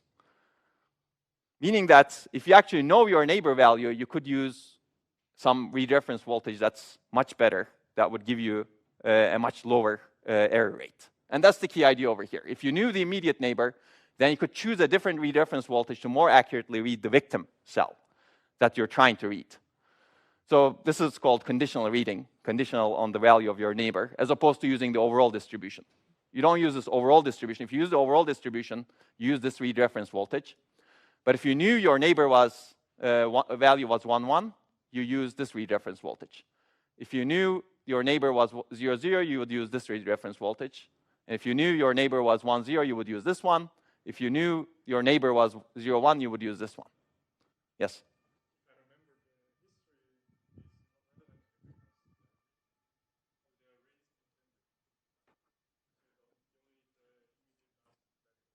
Mm-hmm. Basically, only the immediate last value. That's why this works, actually. Only the last one that you write to the top matters. That makes sense, right? Okay. Okay, basically, using the optimum read reference voltage based on the overall distribution leads to more errors. Better to use the optimum read reference voltage based on the conditional distribution, i.e. the value of the neighbor. Because the conditional distributions of the two states are farther apart from each other than the overall distribution. And okay, we verified this with real data. So this is measurements results from some real chip. These are the overall distributions, as you can see over here. They look like this, although in this case it's actually nice. It's not terrible. But you can see the distances that you have between the different states. And the variance is relatively high. Okay, anyway, don't worry about that. Basically, you have a small margin over here. But if you do the conditional distributions, this is the distribution of all the voltage distribution of all the cells whose neighbors are, let's see, 0, 0. You see a much larger margin, right? This is basically what I showed you earlier, cartoonishly, the real data from the real chips. So basically, if you use the overall distribution, this is the bit error rate you would get. If you use the conditional distributions, knowing your neighbor value, your bit error rate is an order of magnitude lower, based on the real data from real chips. And that's the idea over here. So that's the idea that's called neighbor-assisted correction. It's called correction because you don't do this all the time. If you do this all the time, it's not good because you need to read a page multiple times because the neighboring page has many values. So you would need to do it, read multiple times. So you first you read a page with the read reference voltage based on the overall distribution, same as today, and buffer it. And if ECC fails, then you take action. Because if ECC fails today, you don't do anything, your drive is dead. If ECC fails, now you read the immediate neighbor page. And once you know the immediate neighbor page, you know the values in the immediate neighbor page, hopefully at least somewhat correctly. ECC might fail over there also, which leads to a recursive problem, actually. But that's OK. Assume that ECC doesn't fail over there. Then you reread the page that you were trying to read using the read reference voltages corresponding to the voltage distribution, assuming a particular immediate neighbor value. Let's say you pick 1, 1. And you replace the buffered values of the cells with that particular immediate neighbor cell value, basically after this reading. So basically, you just reread the cells that have an immediate neighbor value 1, 1, and then you basically replace them in the first read that you had. Hopefully, you got the read correct. You apply ECC again. If the ECC doesn't fail, that's good. You basically corrected those cells whose neighbors were 1, 1.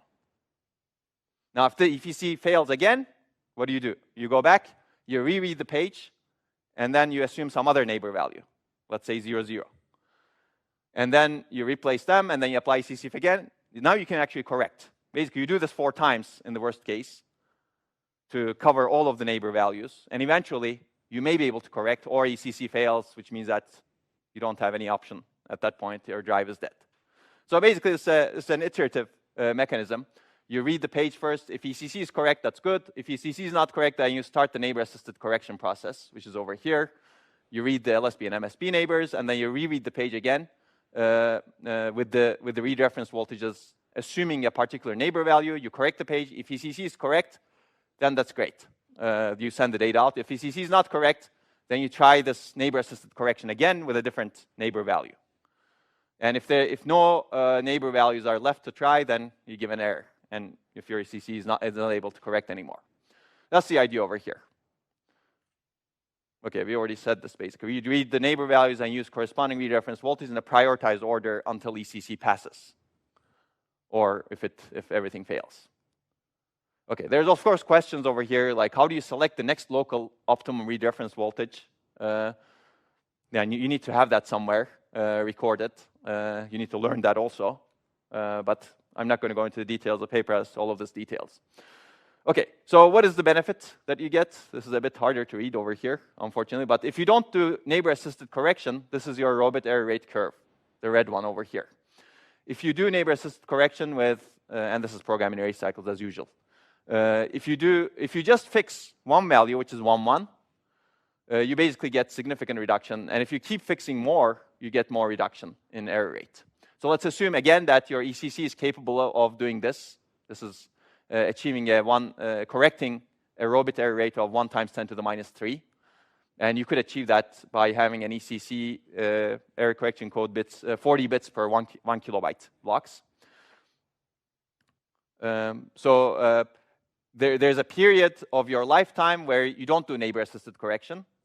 And after some point, your ECC starts failing. And there's a period of lifetime where you do neighbor-assisted correction by fixing just one immediate neighbor-based values. And there's another period where you do more sophisticated neighbor-assisted correction. Another period where you do even more sophisticated neighbor-assisted correction. So you can see that with the first stage, if you do the simplest neighbor-assisted correction, you get about 22% lifetime improvement. Now, if you want to do more, you get even more lifetime improvement. So it's about 39%. Of course, this comes at the expense of latency, right? Because you read the page again. So it turns out you get pretty much no performance loss if you do go up to here. Well, there is some performance loss. It's in the paper, but it's within 1% or so. So if you start going into this part of the lifetime, then your performance loss increases. And you can see that there's some analysis in the paper, but I'm not going to go into this in detail because it has some other assumptions over here. OK, makes sense? And that's the idea over here. And this is implemented. This is state of the art in many solid-state drives today. And even 3D flash memories are implementing things like this going forward.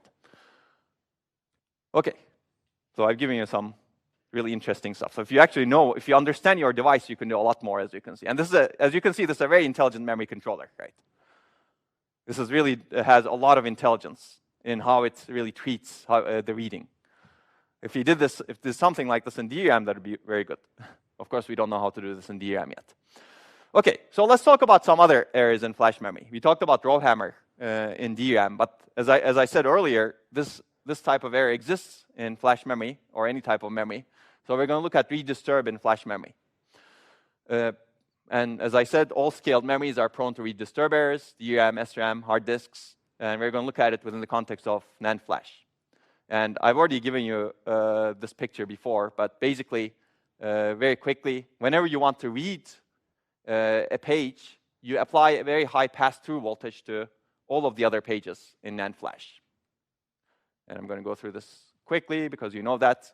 And we already know this as well, right? Basically, you encode data with threshold voltage value, and you distinguish between a 1 and 0 by applying that threshold voltage or read reference voltage. So if your read reference voltage is higher than the threshold voltage, you pass the value. If your read reference voltage is lower than the threshold voltage, the transistor turns off. You basically inhibit the value. That's how you distinguish between a 1 and 0.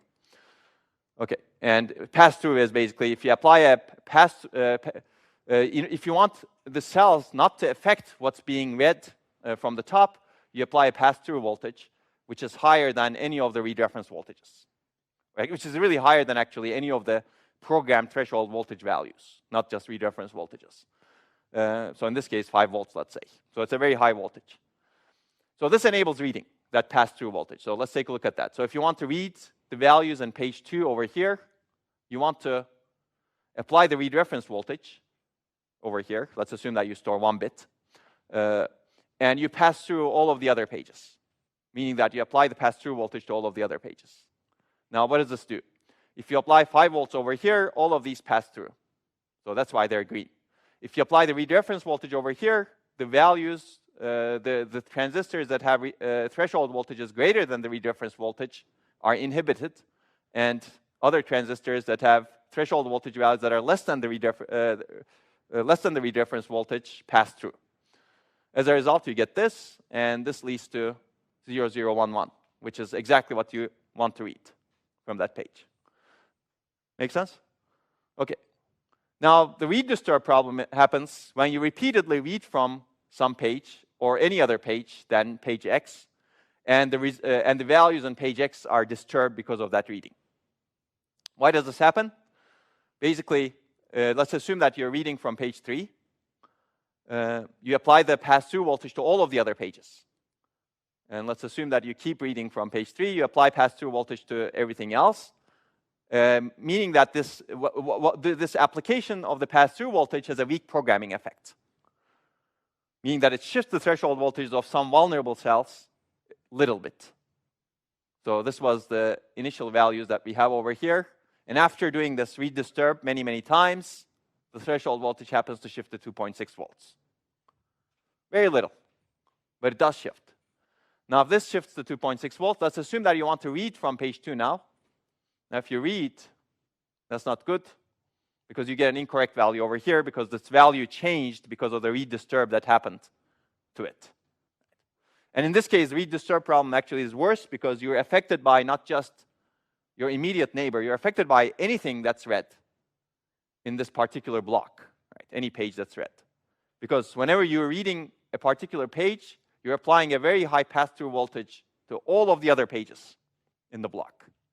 That's how it works. That's how it's different from the RowHammer effect in DRAM. It's a different error mechanism. Okay, so here now we have a problem. We have incorrect values in page 2. This is the incorrect value. And if your ECC cannot correct it, then you have a problem. Your drive fails earlier, right? Okay, so basically let's talk about how to fix this problem. So it's actually, read disturb errors limit flash memory lifetime after you correct for other errors like refresh. If you do all of the right things in your threshold voltage distributions, try to pick the optimum read reference voltage, get rid of the retention errors as much as possible with intelligent refresh, read disturb errors become the next problem. And they limit your lifetime because you apply a high pass-through voltage, as we said. Okay, we said this already. So this work actually characterized the read disturb on real NAND flash chips. And there are two ideas here. One is one of the observations that if you slightly lower this pass-through voltage, you greatly reduce the read disturb errors. So if you can get away without applying this very high pass-through voltage, you can reduce the read disturb errors. And also, some flash cells are more prone to read disturb. Some flash cells are less prone. If you can identify the cells that are more prone versus less prone, you can do much better error correction or error recovery if your ECC fails. So we're going to look at two techniques. One is mitigating the read disturb errors online by tuning the pass-through voltage. So we were tuning the read reference voltages. Now we're going to tune the VPass and dynamically find and apply a lowered VPass per block on a per block basis. And you can improve flash lifetime by 21% if you do that. So everything helps, actually. But if you keep adding these 21% everywhere, you get to a much longer lifetime. And the second technique is actually recovering after failure to prevent data loss. It's similar to neighbor-assisted error correction, but it's actually much more heavyweight than neighbor-assisted error correction. Basically, you selectively correct cells that are more susceptible to read disturb errors after your ECC fails by doing some probabilistic analysis of which cells are more prone to these read disturb errors and which cells are less prone. So we'll see this. This is actually really interesting. There's a lot of probability that goes into flash drives today. And I'm not even going to talk about the low-density parity check codes, which do some soft decoding that's very probabilistic to begin with. OK. So this also reduces your orbit error rate significantly. So OK, let's take a look at this. This is an example. This is actually, again, real data from real devices. This is your read disturb count on a block. And this is a measured orbit error rate. And this is what happens if you apply different pass-through voltages. And let's assume that this is the tolerable orbit error rate over here. So if you apply the 100% pass-through voltage that's applied today, which is basically the highest level, 5 volts, let's say, your orbit error rate looks like this. You reach the uncorrectable bit error rate very quickly. In other words, your tolerable read disturb count is very low if you pick this pass-through voltage and if you pick this ECC. Right? You basically have a tolerable read disturb count that's less than 10 to the 5, less than 10,000 read disturbs. Now, if you actually lower the pass-through voltage a little bit, you start the curve starts shifting right, as you can see. If you lower it to 94%, the curve is over here, which means that your tolerable read disturb count is much higher. It's about more than 10 to the 7. Right? So that's the idea. If you can use a much lower, 6% lower pass-through voltage, you can actually reduce your orbit error rate significantly. And you can have much more read disturb count that you can tolerate. And that's the idea over here. So this is another way of looking at the curve that I just showed you over here.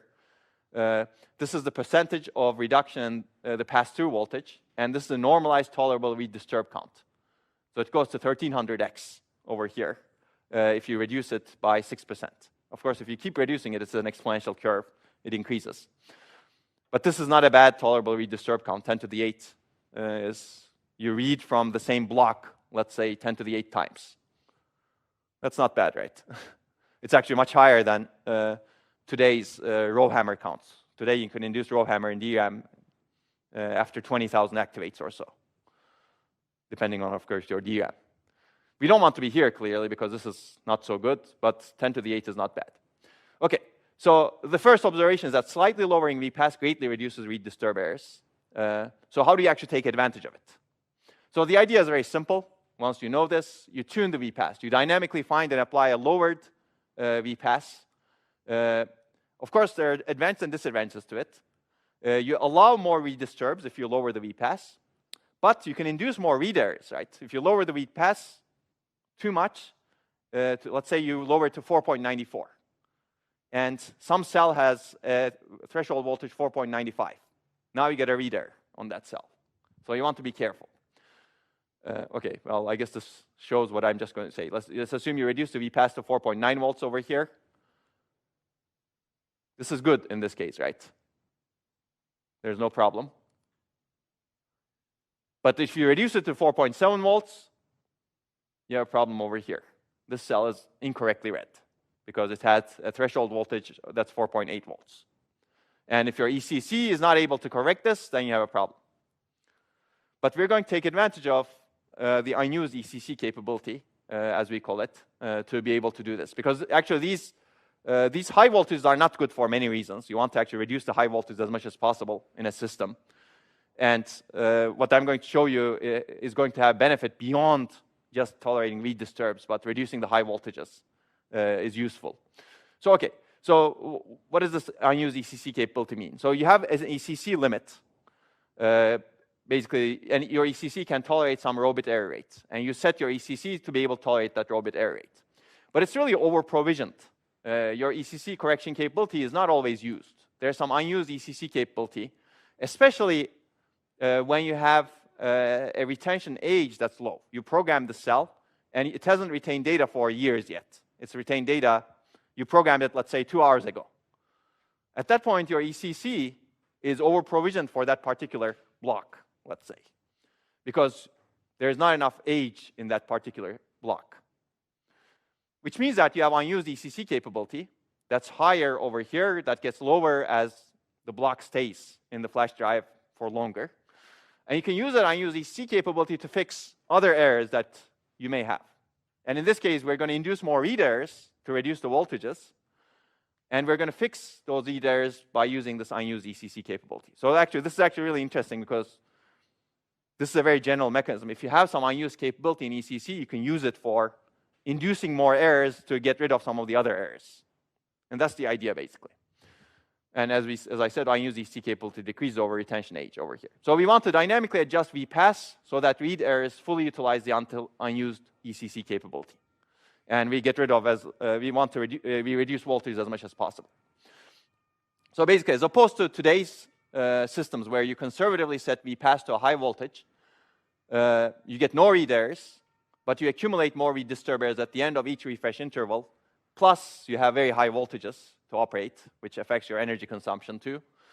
We want to dynamically adjust VPass to unused ECC capability. We're going to minimize the read disturb errors, and we're going to control the read errors to be tolerable by the error correction code capabilities. If the read errors start exceeding the capability of the error correction codes, then we start increasing the pass-through voltage VPass to correct the read errors. That's the idea. So you can do this in multiple ways. This is one example implementation. You perform once for each block every day. Let's say you estimate the unused ECC capability because you know when blocks are programmed. Flash controllers can have a lot of information. You aggressively reduce VPass until read errors exceed ECC capability. And if you gradually increase VPass until the read error becomes just less than ECC capability if you start getting errors. So that's the idea over here. You basically tune the VPass. And you do this once every day. And we evaluate this. You basically assume a 7-day refresh period. This works much better, of course, if you refresh your flash, right? If you don't refresh your flash for 3 years, then your unused ECC capability is very low. And that's one other reason for refreshing your flash once in a while. That actually gets you better use out of your ECC in the end. So not refreshing the flash is actually not a good solution because now your ECC is your ECC capability becomes much worse because your retention errors accumulate, and ECC is correcting those retention errors. Refresh is a much easier mechanism to correct for retention errors. You don't want to use costly ECC to correct for errors that you can otherwise correct with simpler mechanisms like refresh. And every 7-day refresh is not bad, assuming you're powered up, of course, right? Maybe every 14 days is even better. If you remember last lecture, if you go to every day, now your overheads become increasing. But if you're every 7 days, refresh is not bad. Okay, so this is the overhead that you get. If you tune it every day, you basically need to spend about 24 seconds to do this VPass tuning for your drive, which may not be bad because there are cases where your drive is idle for 24 seconds, probably. That's true even for data centers. Okay, and there's some storage overhead, of course, to keep track of setting the VPass, and you can read the paper for that. So what is the benefit of this? So basically, the takeaway is average lifetime improvement is significant. It's about 20%, but it's very skewed. It's skewed in the sense that some benchmarks, some workloads actually over here, for example, for whatever reason, some of these are web servers actually, they do a lot more read disturbs. They read a page. Essentially, they do more hammering of a particular page for whatever reason. Some other workloads don't have that effect. As a result, you don't see significant improvements. But in these workloads, you see significant improvements in terms of lifetime. Okay, any questions? Am I going too fast? Sounds good. Okay, people are. Okay, you're learning a lot of really interesting techniques. I think this is really exciting, actually. And these techniques, I think, you can only find in the papers that I mentioned. They don't exist anywhere else. Or if you go and work and build your own flash controllers. Okay, so let's take a look at another approach to correct these redisturb errors. And we're going to take advantage of the fact that some cells are more resistant and some cells are more prone to redisturb. And we're going to develop an error recovery mechanism. And this error recovery mechanism will likely be an offline error recovery mechanism. It's because it's too much overhead to do this online during operation, as you will see. But offline error recovery mechanism is also very important because if your drive fails, you want to be able to get every bit out of there after your drive fails. Okay, so basically the observation is that some cells are redisturb resistant, some cells are redisturb prone. After applying the same number of redisturbs, disturb resistant cells, threshold voltage doesn't shift that much, whereas if a cell is disturb prone, its threshold voltage shifts a lot. So can we take advantage of it? So, which means that if you look at the threshold voltage distributions of, let's say, these two states, we can pick any state. Some cells, there's a heterogeneous set of cells in each of the distributions. Some cells here are redisturb resistant, some cells are prone. Also here, some cells are redisturb resistant, some cells are prone. Now, if you apply many redisturbs, let's say 250,000, this is what happens to the cells. The prone cells shift a lot, and the resistant cells, let's assume they stay where they are. And your threshold voltage distribution looks like this after that. Now we have a problem, right? Because now threshold voltage distributions overlap, and you have these cells that are mixed. This was initially in, this resistant cell was initially in P1 state. It stayed there. This cell was initially, let's assume this one. This cell was initially in the ER state, but it moved. Now they're close to each other. How do you disentangle them? Because this really belongs to state ER, and this belongs to state P1. But the observation is that disturb-prone cells have higher threshold voltages, so you can actually make use of this a little bit. And disturb-resistant cells have lower threshold voltages. You can actually make use of that also. So the problem happens here, basically. Whenever you do a read reference voltage over here, now you incorrectly read some of the cells. These are the disturb-prone cells. They should really belong to the ER state.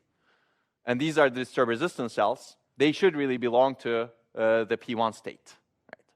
But here, if you look over here, you read some of them incorrectly. Okay, that's not happening. I don't know why it's not happening. My computer became, okay, Microsoft wants to auto-update things. That's why it's not happening. Okay, so basically, we misread these two cells in this case. But we don't want to misread those two cells. So how can we do that? The idea is taking advantage of the proneness, redisturb proneness of these cells to do error recovery. Let's assume you get an uncorrectable flash error. You back up all valid data in the faulty block. You disturb the faulty page, let's say some number of times, enough times, or many more times than 100K. And then you compare the threshold voltages before and after redisturb. Right?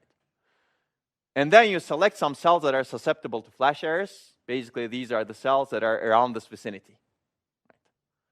So, okay, basically, these are the cells that are around this vicinity. If you can somehow classify them as redisturb prone versus redisturb resistant, then you would actually say, oh, this one is redisturb prone, so I should really, this one is redisturb prone, so it should really belong to the previous state over here.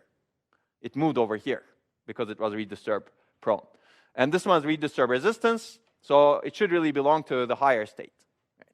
That's the idea over here. If we can somehow probabilistically classify these cells, then we can actually switch the reading that we did and say, okay, I have more information, so I declare this to be in the P1 state actually because I know that it's the disturb resistant. Sorry. I declare this to be in the ER state because I know that it's read disturb prone, and I declare this to be in the P1 state because I know that it's read disturb resistant. That's exactly what we're trying to do. We basically try to figure out what is read disturb prone and what is read disturb resistant, and we select those susceptible cells that are likely to be misread, and you predict among those susceptible cells if the cells that have had more threshold voltage shifts, they're read disturb prone, which means that they should really belong to the lower VTH state to begin with. Okay, there's something wrong here. Cells with more threshold voltage shifts are not read disturb prone, right?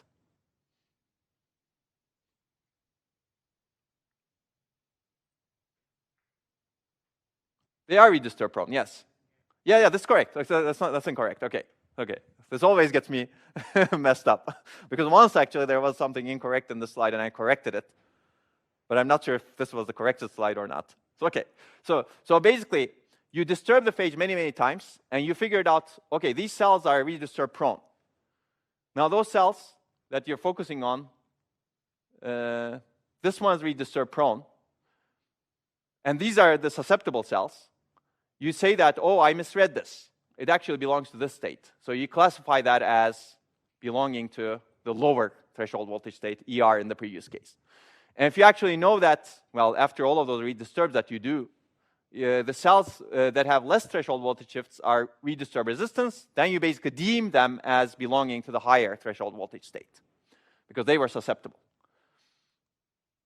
If you do this, now you actually reduce the error significantly. Of course, after you offline do this. We see that you can actually reduce the error count by 36%. And you can use the ECC to correct the remaining error. So you can actually put back your flash drive to be operational, if you still trust it, of course, after that point. But you can at least get your data out of it. So that's the idea over here. It's a probabilistic mechanism, because it doesn't work, of course. And you basically probabilistically classify these cells. Okay, and if you really want to look at the data, this is the data that you see in the paper. And this is the paper, if you're interested in looking at it. Okay, any questions? We made a lot of progress. We're still not at the end yet. But this may be a good time to actually take a break. What do you think? Any thoughts? Okay, let's take a break. Let's be back around 13 minutes later at 1:20. And then we'll continue. Okay, shall we get started? Looks like everybody's clustered on this side of the room. Is that the locality principle? We come from here and then you're the more random access people.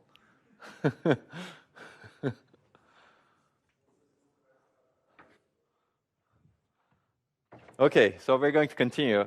This is actually the first time I'm really treating flash memory as a full-blown lecture material, so you guys are lucky.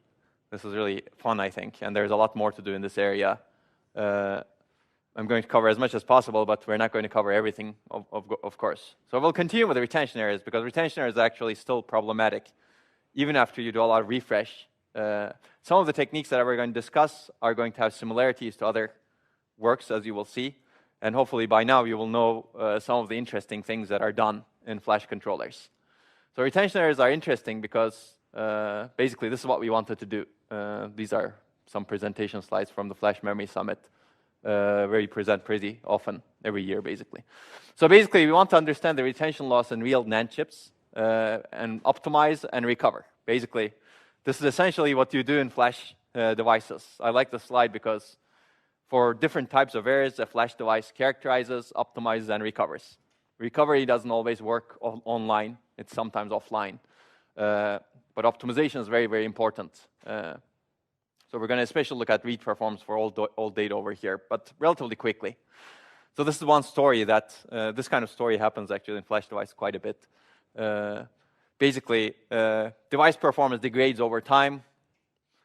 By now, based on what you learned, this is not a surprise to you, right? Over time, you get more refresh, you try more of these error correction mechanisms, neighbor-assisted correction. As a result, your latency should increase over time, and your energy consumption should also increase. But there are some cases where things sometimes hit the news. I don't know whatever news this is over here, but basically people talk about read performance degradation when the device gets older. And as you can see, reading old files is consistently slower than normal, as slow as, well, it's actually really slow, 30 megabytes per second, whereas newly written files are much faster, as you can see, right? Some important SSD of its time, probably from 2014, 2015 or so. Okay, so these things happen basically. These things happen because flash controllers actually optimize over time, and as a result, they may become slower. Hopefully they don't become as slow as 30 megabytes per second in terms of bandwidth. But they do. And it's very fundamental. Basically, all data is slower because they have retention loss. This is nice slides from my student, Yishin, whose thesis was on flash memory, basically. I like the analogy here. Okay, so basically, you have charge leakage over time, and we know this, right? At some point, you get a retention error because you're depleted of charge, and you get actually wrong. Your read reference voltage basically doesn't give you the right value. And we know that this is one dominant source of flash memory errors. And one side effect is you get longer read latency because you adjust the threshold voltage to the shifts in the read reference voltage, shifts in the threshold voltage distribution. Okay, we know all of this. I'm going to go through this really quickly, basically. Yeah. And we can characterize it, as you know. So this is what happens. This shows the shifts in the threshold voltage distribution. So 0 day, meaning you programmed something, and at that point, you measure the threshold voltage distribution. It looks like this blue curve over here. After 40 days, that curve is the black curve. And this is still in a good device. If you actually keep going longer, the threshold voltage distribution shifts even more. Basically, the threshold voltage distribution shifts to the left and also widens because of retention loss. You're losing charge. As a result, your threshold voltage reduces, which makes sense. Okay. And basically, this is what happens, as we've seen before also.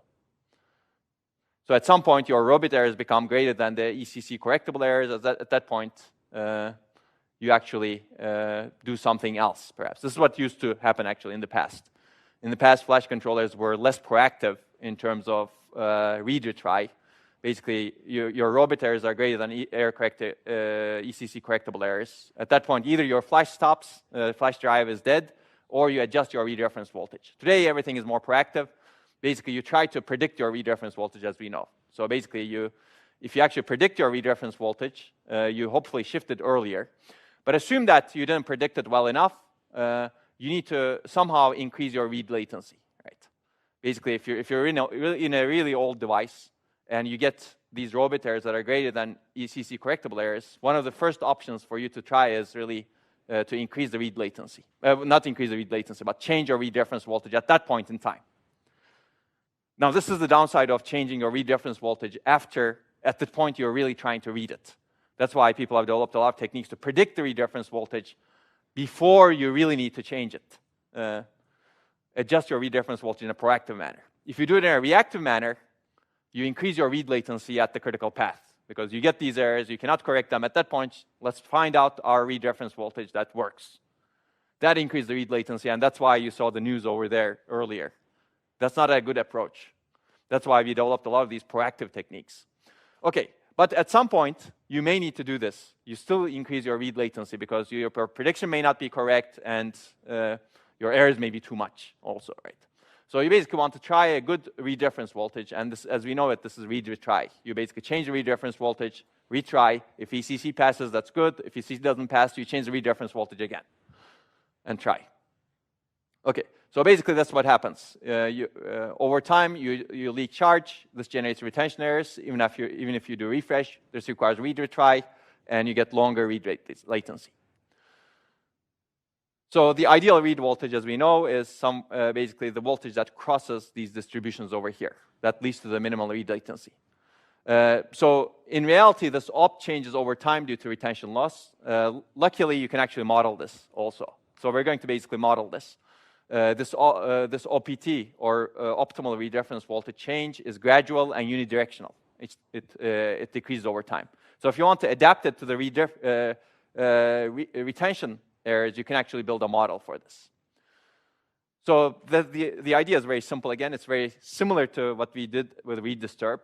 But these are different components. Read disturb is a different type of error. Retention is a different type of error. Eventually, you need to build a model that encompasses all of those. And existing flash controllers actually do that. So one component is you online pre-optimize. You learn and record this optimal read reference voltage as much as possible. And you do this in the background once every day.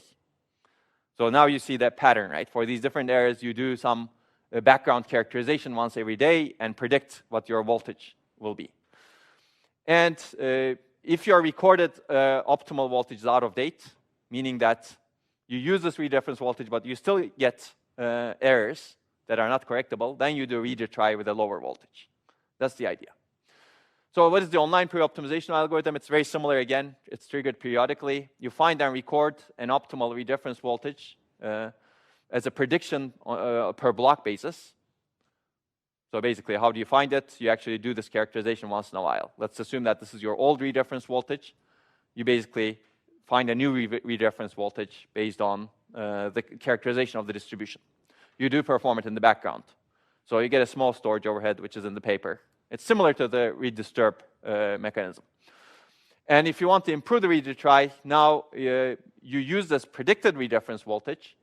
And this predicted read reference voltage is hopefully already close to the real optimal, right? Real optimal is really what you need at that point in time to minimize the errors. So if ECC fails, you decrease the read reference voltage and then retry. So hopefully now you don't do it. You don't do a lot of iterations in this read retry, right? That's the idea.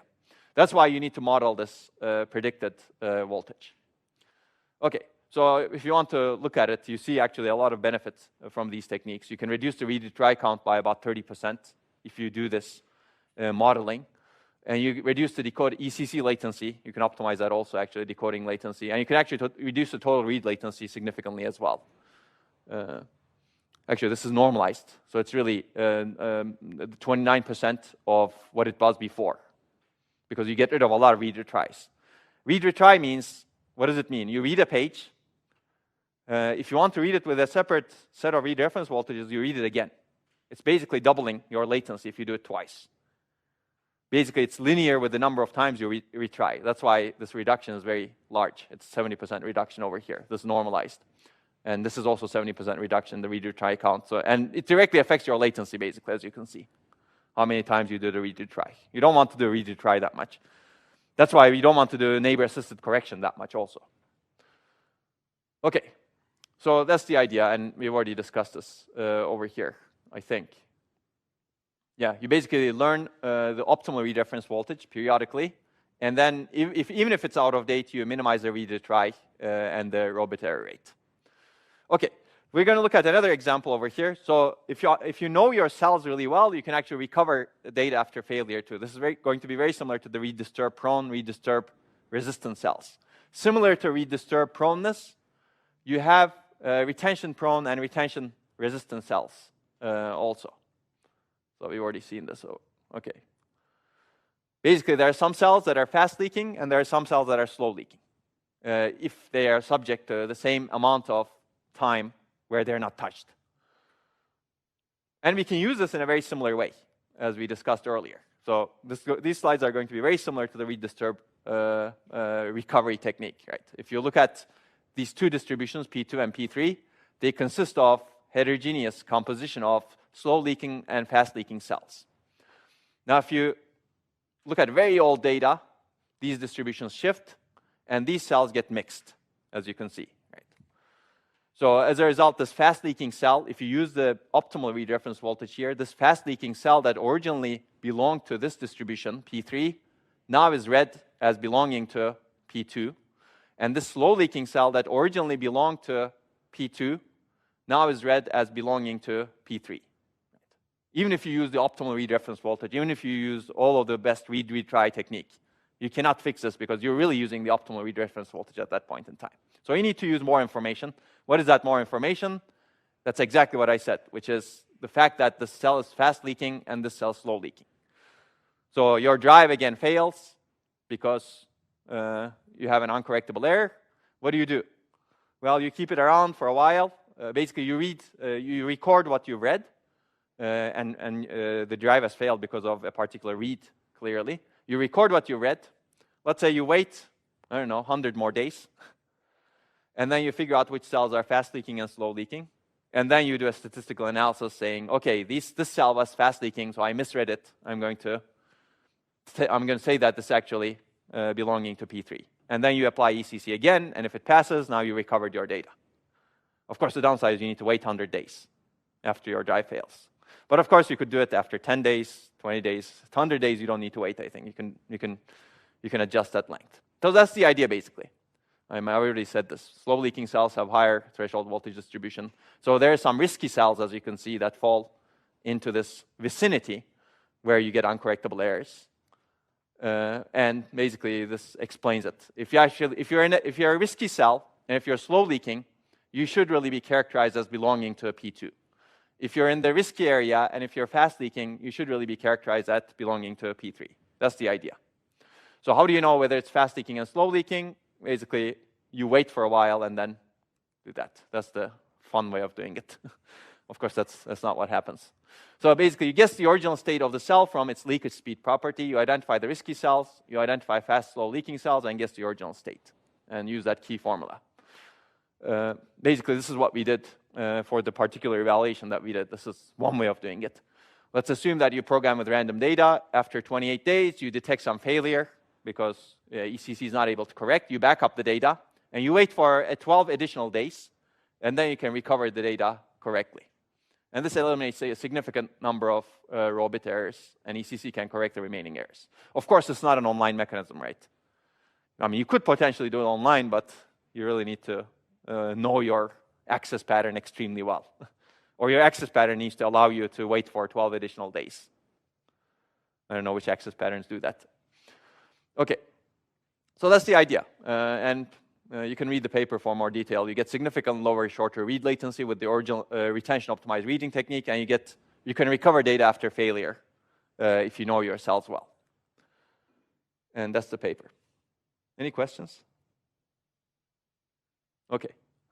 Okay, so I've snuck in the large-scale field analysis here very quickly. I'm going to talk about that. So we've been talking about very small-scale analyses right now, right? These are understanding your device. It's always good to know your large-scale field analysis also, and I'm going to give you an example. But we're not going to go into the detail of this that much. You should read the paper for more detail. So basically what we did was, we did the study with Facebook. Actually, a lot of the data center companies now use SSDs very heavily in their systems. And other people have done studies with Google and Microsoft flash memories as well. So these are correlational studies. You basically look at a very large number of devices and look at the error rates that you get in the field. So we cannot report the number of devices, but it's a lot. Tens of thousands, hundreds of thousands, maybe larger. Actually larger. But basically, this is the distribution that you get in the error rate of the device. It's very interesting.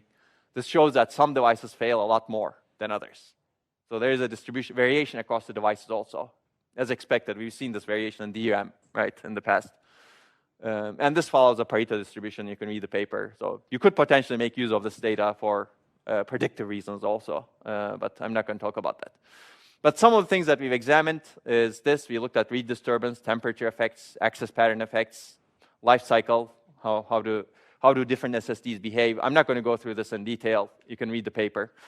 But there's an early detection life cycle period, which I'm going to briefly talk about. So do you guys know about the bathtub curve? This is very common. This is a fundamental curve. Oh, you know about it. Okay. In reliability, basically. It's not really related to electronics even. Any kind of part has this kind of lifetime pattern. This is when the part is manufactured and the first time you use it. And over time, as it gets used, the failure rate looks like this, if you look at a large number of parts. So initially, the probability of failure, or the failure rate across a large number of devices, is very high. And then this is called the infancy period. And then you become more mature, you don't fail as much. And then you become older, and you fail. So this is the wear-out period: infancy, normal lifetime, and wear-out. And that's very fundamental to many devices. People have done studies with cars, for example. cars, when they're first bought, their failure rate is high because they're not tested. These are the ones that may not have been tested just enough, right? They fail very quickly, and the ones that survive are going to survive for a long time. It's actually a property of this Pareto distribution. If you survive long enough, the probability that you're going to survive longer is high. If you haven't survived enough, the probability that you're going to survive is not as high. That's called decreasing hazard rate. These distributions with decreasing hazard rate that have that kind of property. If you've survived, your hazard rate decreases. That's the idea. And this is actually, basically, this is a fundamental reliability curve. You have this bathtub curve. So we see somewhat this bathtub curve in the SSD distributions that we study. Well, this is the early failure period, useful life period, and wear-out period. But it's a bit different, because part of the reasons we use a different metric. We use a time-independent utilization metric, which is the number of times you've written to the SSD. So this is what we see, basically. This is the data written, and this is the failure rate.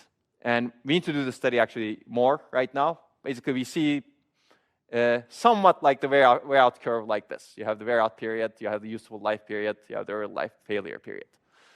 But there's also this other early detection period that looks like this. Initially, you have a smaller error rate. But maybe that's too early in the lifetime to see this. I don't know. But you can read this in the paper more detail. There's some potential analysis in the paper that says maybe there are two types of distributions over here. Some devices actually are in the failing mode at this point in time. Okay.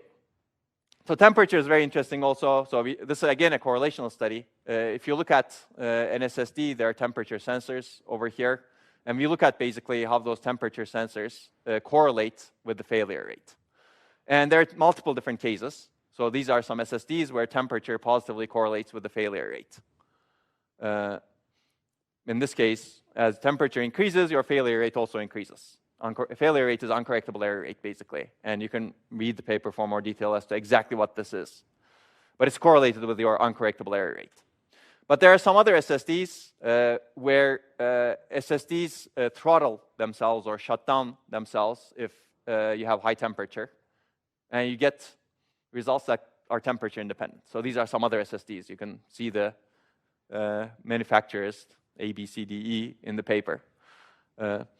I recently presented a paper, and somebody said we should be putting out these manufacturer names as opposed to ABCs over there. And my response was, well, if you work hard enough, you can really figure out what those ABCD is, first of all.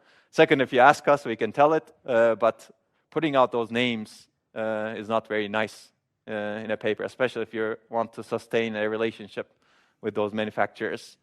And this is really important, actually.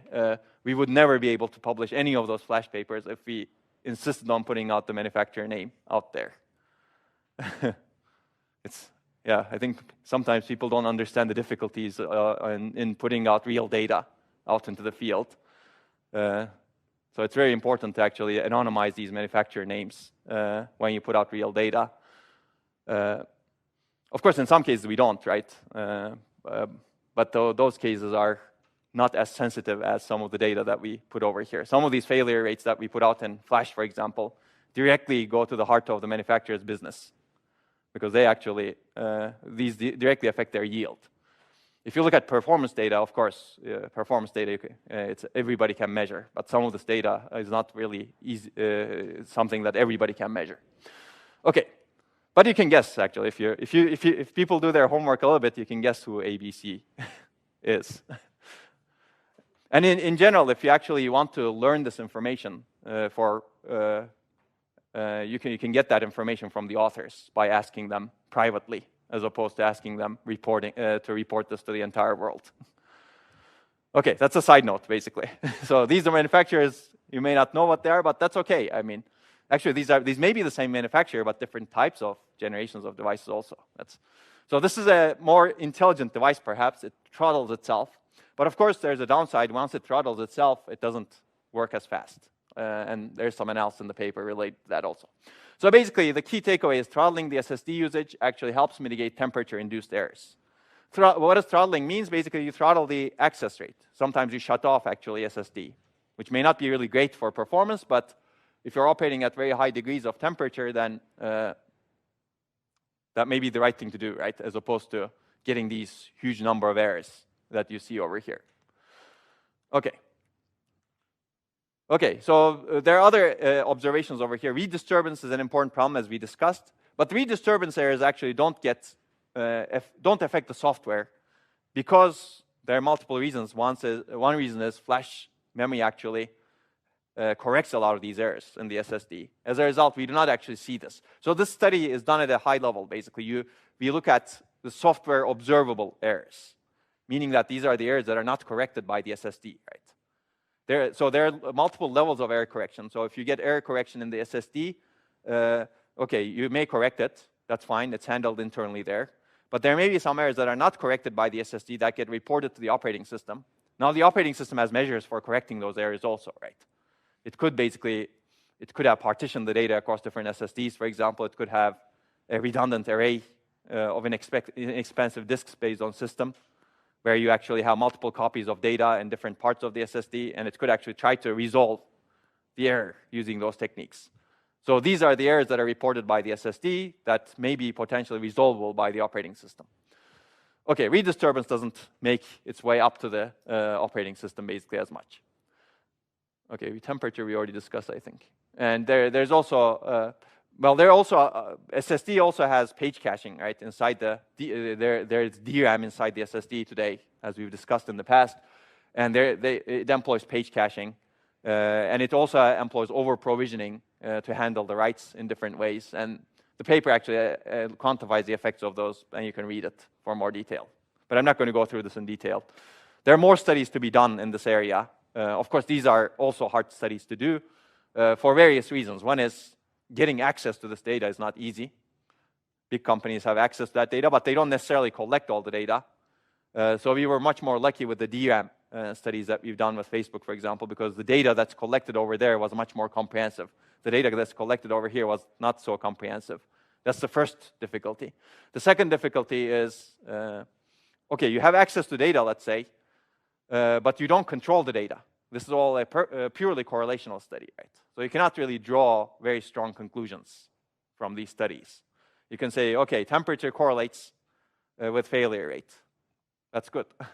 But you cannot, so correlation is not necessarily causation, although in temperature it's not bad. Maybe you can guess the reasons, but you cannot prove it, right? Whereas in the other studies that we've discussed, you can actually control only one variable, assuming you design the experiment right. Here, you're not designing an experiment. You're just observing what's happening in the field. And by nature, that's correlational. But it's really important to do these studies also, and you can, maybe some of you will do that.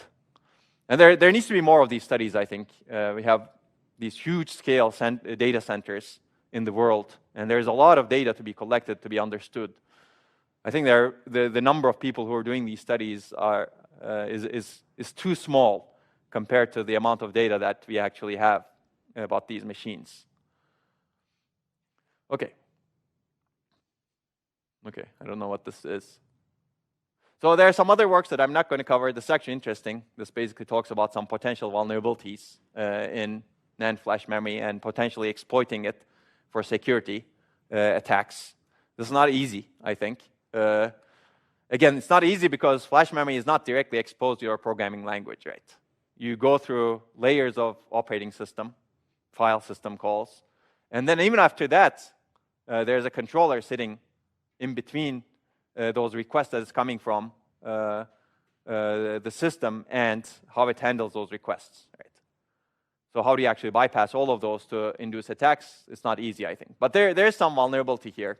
And this paper looks at the reliability as well as security issues of memory programming mechanisms.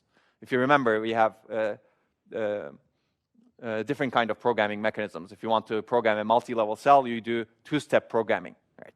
And that two-step programming actually leads to some vulnerabilities because you program some cells first, wait for a while, and then program some other cells.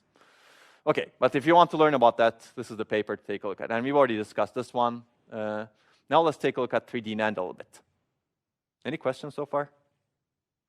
Do other people find this as fascinating as I find it? Okay. I think it's really fascinating because emerging memory technologies are looking like this at some level. They're somewhere in between DRAM and flash. So if you look at emerging memory technologies like what we've discussed, phase change memory, there will be controllers that are doing some of this. And those controllers need to be even more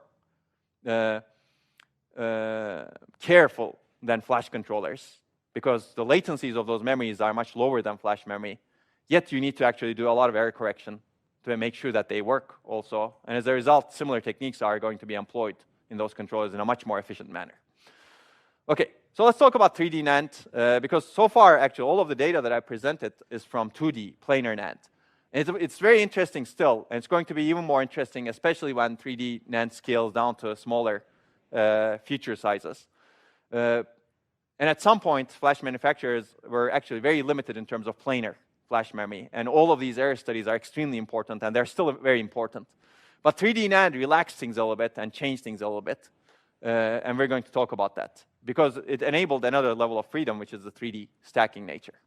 And we've actually done some studies. I'm not going to talk about all of them, but this is one. Yishin's dissertation was actually on both planar as well as 3D NAND, but his latest contributions were on 3D NAND, both error modeling as well as mechanisms to reduce errors, improve reliability. I'm going to talk about this one in a little bit. Okay.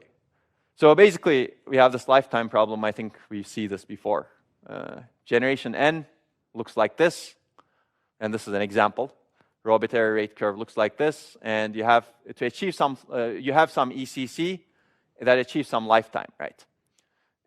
And if you go to generation M+1, even though you may actually increase your ECC capability, your lifetime becomes lower because this is much less reliable, right?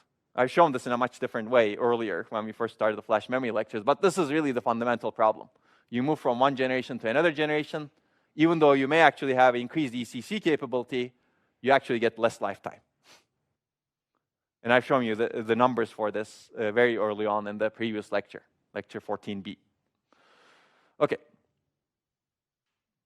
Yeah. Okay, so basically, that's exactly what was happening with planar NAND flash memory. And that's exactly what the scaling problem was. And manufacturers reduced the flash cell size, reduced the distance between cells, and tried to have more multi-level cells to increase capacity. But this actually led to reliability problems. In 3D NAND, you could do all of those, but you also have another level of freedom, which is you can add more layers on top of it, on top. So you actually have this three-dimensional structure, which we will see. So if in planar NAND, scaling actually hurts reliability, scaling the cell size, reducing the distance, and also reducing the chopping up the threshold voltage distribution to finer pieces to store more bits.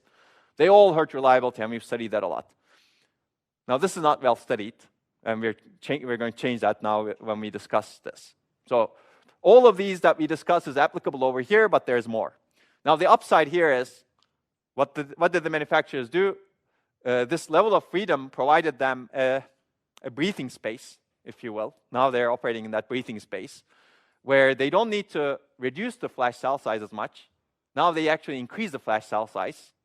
So here it was about 15 nanometers, let's say. Now it's about 40 nanometers. They increased it, but they were able to put more stuff, have higher capacity by having more layers, like this. So that enabled improved reliability in some aspects, because you don't have some of these problems, at higher capacity. But that's a one-time jump. You move from 2D technology to 3D technology. Now 3D technology, as it scales, it's going to have problems. One is, how does it scale? You increase the number of layers. That leads to some problems, as we will see. Or you actually do very similar techniques, which all of those need to be done if we want to keep increasing the capacities. And as a result, we will see that 3D NAND flash memory is going to become even more complex than planar NAND, because it's going to have all of these issues that we discussed, plus issues caused by 3D. Okay, but it's still a good technology. I mean, it's a good move from one technology to another, but it's going to be more complex down the road. So this is, we've seen this before, but this is the charge trap transistor. It's a 3D structure. you have this control gate that wraps around this layer over here, and charge gets trapped inside over here in an insulator, and you have the substrate and the source and drain. Now you can see that you can stack these transistors on top of each other, right? And that's essentially what people do. Well, just to contrast, this was a 2D floating gate cell. There's a 3D charge trap cell. It turns out actually you have less charge over here. 3D cells actually can be floating gate also, but they're not as well studied so far. So floating gate is not, whether you have floating gate or charge trap is actually independent of 2D or 3D. But it turns out charge trap is easier to manufacture in 3D, and floating gate is a bit harder in 3D right now. But take that with a grain of salt, that's going to change. But this is what the structure, this is the fundamental structure of the charge trap cell. And you basically string together many of these charge trap cells in a 3D manner. This is what the 3D structure looks like. You have these bit lines, 3D, and then you have these word lines. Word lines are within a layer. Bit lines cross across the layers, as you can see. And a block is still the same as what we discussed before. It's bit line, word line. But a block now spans multiple layers, as you can see. Right? Does that make sense? And you have another block over here, another block over here that is completely separate. Good? Okay. Is there anything else that I want to say over here? I guess not. And then you, of course, have the sense amplifiers and everything else that is not drawn here. Okay, so I mean, there's more detail over here, but you can read this paper for some more detail.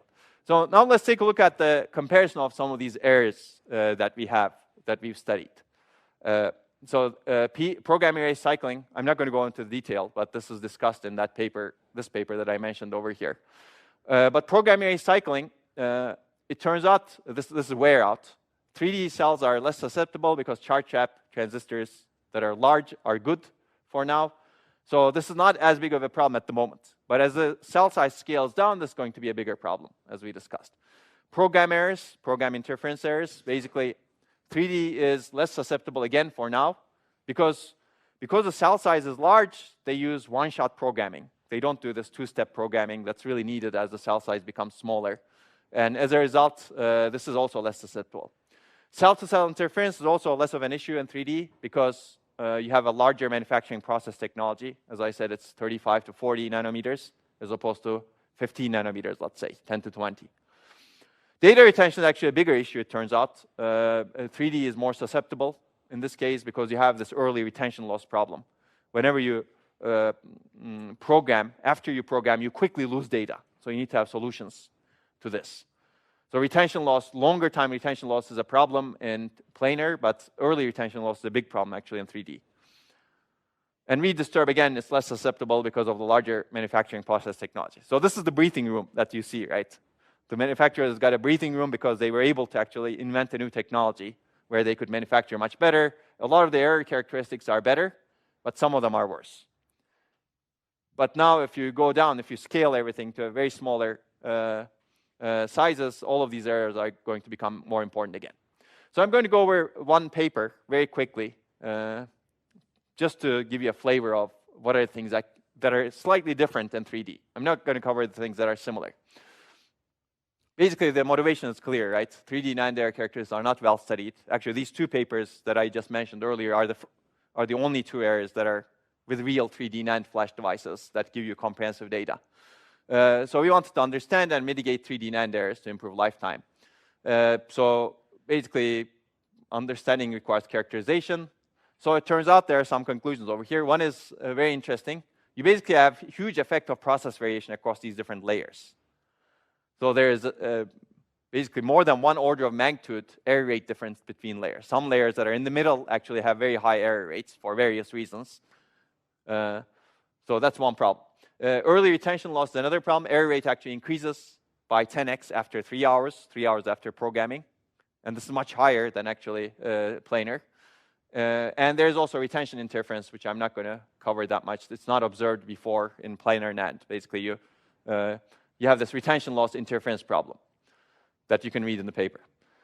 So if you actually know this, you can actually apply similar techniques. You can model the raw bit error rate and threshold voltage. So this paper develops a row bit error rate variation model and a retention loss model for 3D NAND flash. But I'm not going to cover that in a lot of detail. The principles are relatively similar. It's a bit more complex in 3D. And also, how do you mitigate 3D NAND flash errors after that? So if you know that process variation is a problem, well, why don't you pick the different read reference voltages for different layers? If your layers have different threshold voltage distributions, it makes sense to have different read reference voltages for different layers. And that's the idea over here.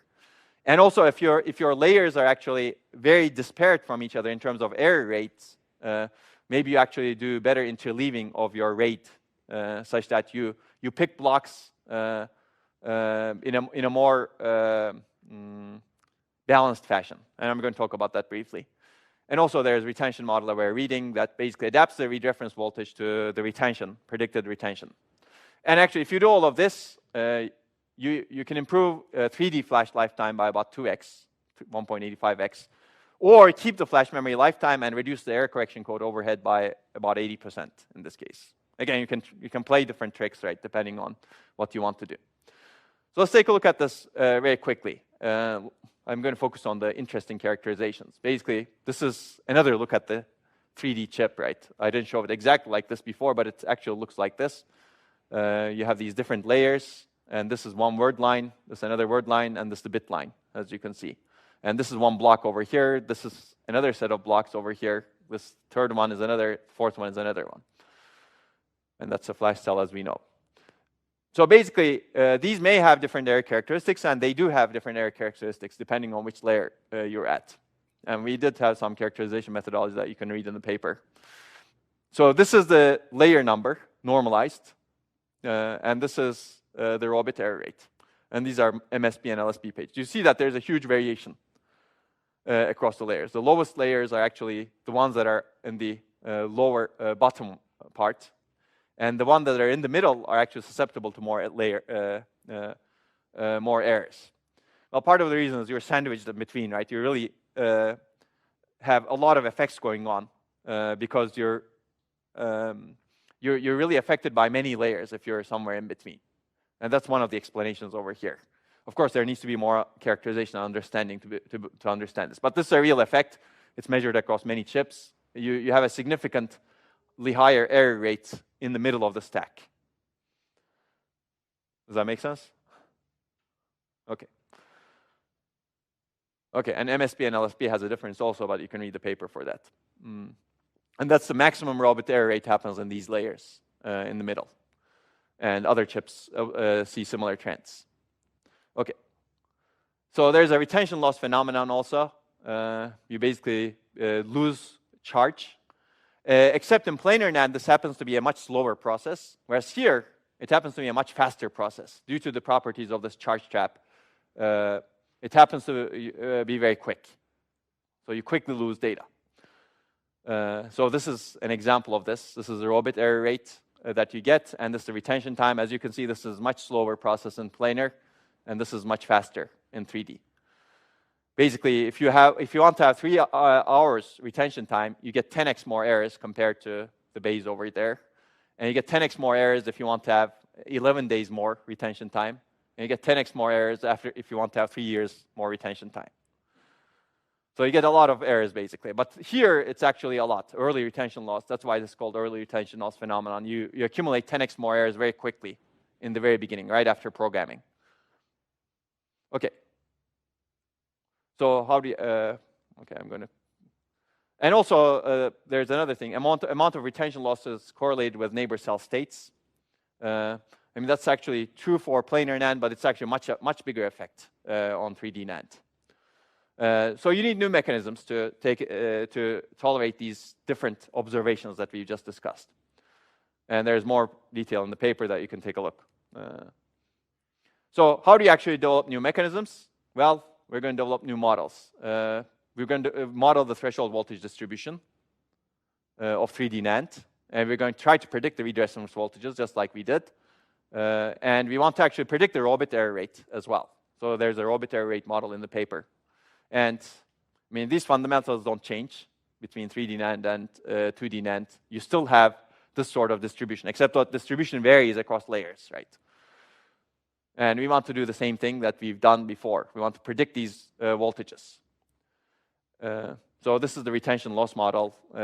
You can actually model the early retention loss as a simple linear function of log retention time. You can read the paper. I believe this is going to get more complicated as cells become smaller. So take all of these with a grain of salt. Your flash controllers need to adapt to the technology that they actually are built for. Okay. And actually, I'm going to skip a lot of this because this is basically the model, the optimal voltage prediction model. And you can see that there are a bunch of functions over here, like program erase, cycle count, retention time, and some parameters that are learned using regression, right? Okay, and the model there is actually pretty good. But you can read the paper for more detail. So if you actually have a model like this, you can predict the per page raw bit error rate. And you can see that this is the model. Well, this is the fit over here. It's a gamma distribution. And this is the fit for variation agnostic VOPT. So basically, variation agnostic VOPT uses the same read reference voltage for all layers, optimized for the entire block. But it's much better to use this one because each layer has actually a different threshold voltage distribution. So you actually want to have a different read reference voltage optimized for each layer. And you get better performance in terms of reliability if you do that. Okay, so there's modeling. Okay, we already said this. I already said this also. You adjust the read reference voltage for each layer, and you basically learn a voltage offset for each layer. That's the idea over here. And you can, again, read it in more detail, but you learn it once for each chip and store in a table, that offset. And you can predict the layer agnostic VOPT using existing models that we've discussed earlier. And this actually, if you actually do this layer to layer, layer aware reading, you get rid of a lot of raw bit errors. So it has a big effect, as expected, because there's a huge variation, right, between different layers in terms of error rate. Okay, so this is another idea over here. Again, I'm going to go through these very quickly. We don't have time to cover rate, but essentially, you have worst case raw bit error rate that's much higher than average raw bit error rate because of the layer to layer process variation. We want to significantly reduce worst case raw bit error rate. And the key idea over here is you want to group flash pages on less reliable layers with pages on more reliable layers. So what is the idea of grouping? Grouping is if you actually group multiple pages together, if you get an error, you can actually reconstruct what the page looks like based on the grouping that you did. Let's assume that you have, I don't know, 5 pages grouped together. You store those 5 pages and the XOR of all of those pages, right, in some other location. If one of those pages fail, you can construct that page using the remaining pages plus the XOR of the pages. XOR is just one function that enables reversibility, right? That's the idea. By adding some redundancy, we store one more page that's encoded based on all of these other pages. And if you lose one of them, you could reconstruct that using that encoding. And a lot of RAID mechanisms work this way. It's called redundant array of inexpensive disks. Basically, it's developed for disks initially. You can store a page on multiple disks, and actually, multiple pages on multiple disks, and actually have some redundancy. And that redundancy enables you to reconstruct some of the pages if you lose one of them. It enables you to reconstruct n number of pages if you lose m number of them in the most general form, right? I gave you an example. When you actually cannot read one of them correctly, you can reconstruct it from 5 of them, 4 of the other ones. So this works nicely if your error distribution actually minimizes your worst case raw bit error rate. So let's take a look at the grouping that you potentially do. So these are different chips, and these are different pages, and these are different word lines. Word lines are on different layers, and different layers have different characteristics. So if you actually group pages of the same layer together in the same RAID group, this may have a very high raw bit error rate. So all of them actually may fail at the same time, right? So if this one fails, this one also may fail, this one also may fail, this one also may fail. So if you group them together and XORed them or did something to them, added some redundancy, the probability that you're going to correct this is going to be much lower because all of them have very high failure rates, error rates. So the idea over here is to do the grouping. Well, I guess I picked that one because, so worst case arbor in any layer limits the lifetime of conventional RAID mechanism. I call it RAID, but it's actually applicable to any kind of error correction mechanism. If you group these things together and apply an error correcting code on top of that, if you have lots of errors as a result of your grouping, then the probability that your error correcting code is going to be successful is going to be low, right? So you really want to group things where you will have less number of errors. And that's the idea over here. You form your groups this way. Make sense? What does this do? This basically distributes the highest number of, the word line that has the highest number of errors across different groups. And this enables you to hopefully maximize the probability that you will be able to correct an error if you get one failure, if you get some number of errors. So that's the idea over here. So when you're actually reading this group, if you get an error, you can reconstruct it using these groups. That's the idea. Now, the one problem is, of course, you need to read different word lines now, right? If you get an error. You get an error in this particular page that you're reading. You need to read these three to reconstruct what this looks like. As a result, you need to do 1, 2, 3 reads. Whereas here, it was much nicer. You get an error over here. You already have read probably all of this. Or you can read it, depending on how your data layout is. Okay, so there's a downside to it. But the upside is you can actually get significant error reduction. And you can read the paper for the blanks. So you lose some space in this case. But that may be okay. Okay, so this gives you the space loss is about relatively small. And you can reduce the worst case raw bit error rate significantly in this case, because you actually distribute this worst case across these RAID groups. Does that make sense? Okay, cool. So this is one last thing. Basically, we said that threshold voltage shifts quickly after programming. That's early retention loss. And we want to adjust read reference voltages based on retention loss. And that's essentially what we do over here. You learn and use a retention loss model online. And this is similar to what we've discussed earlier with data retention aware reading. And we try to predict, again, the VOPT using the model. So the benefit is, again, significant, because retention is a very big problem in 3D NAND flash. You get significant reduction on raw bit error rate in this case. And as a result, you improve the lifetime quite a bit. So let's take a look at this example again. This is the worst case raw bit error rate that limits your error correction. What lifetime your error correction capability buys for you. And this is the baseline. And that's the state-of-the-art mechanisms, if you use a lot of the mechanisms that we applied for NAND flash. And if you actually use layer variation aware reading, you get to the state-of-the-art by itself without using all those techniques. And if you actually add this layer independent RAID, you do this. And if you actually use all of the techniques that are developed in the paper, the curve looks like this. That's the raw bit error rate. As a result, you get significantly longer lifetime. This should actually stop over here, but it's 85% longer lifetime for the given error correction capability. So if you actually don't want to change your lifetime compared to this blue baseline over here, you can reduce your ECC storage overhead significantly, as you can see. Because now your if you want to remain at this lifetime, PE cycle count, then you need a much weaker ECC, which has much less storage cost, much less complexity. Okay.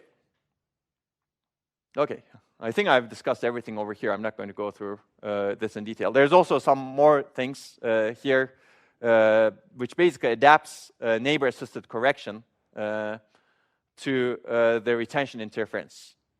Basically, there's retention interference caused by neighbor cells, and that's a big issue in 3D flash memory. You can change your neighbor-assisted correction mechanisms to take that into account. And you can imagine how you take that into account a little bit.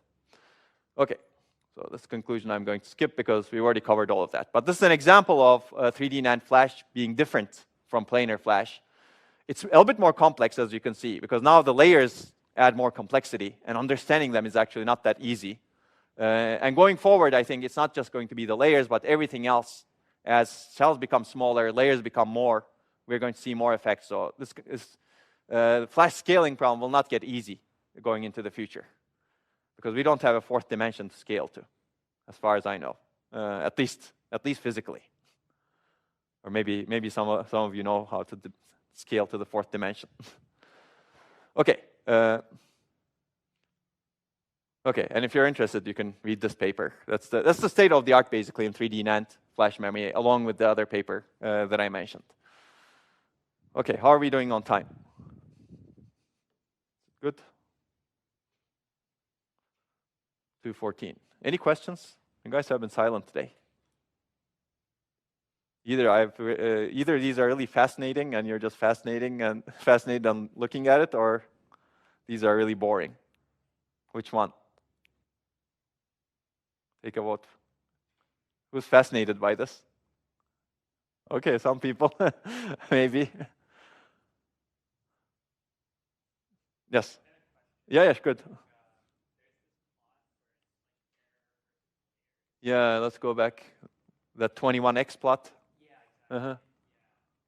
Uh-huh.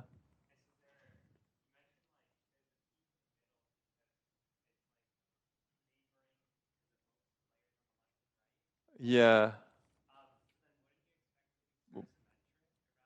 Yeah, so that's, yeah, it's not perfect.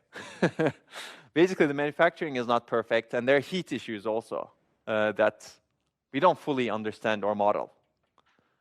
So my feeling is, yeah, the higher layers, as you see, well, the bottom layers, have somehow more heat, because you cool from the top, right? The bottom layer actually doesn't get cooled as much. As a result, I think there are heat effects that, in addition to interference effects, there are heat effects. And I think heat effects actually may be also maximum in the middle, right? Because things may get trapped. But modeling that, as far as I know, there are no good models for that. But that's a very good question, I think. Why is it not symmetric?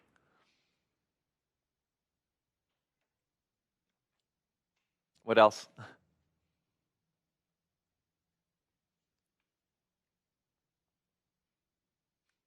Yeah, there's a lot to discuss for every figure over here, actually.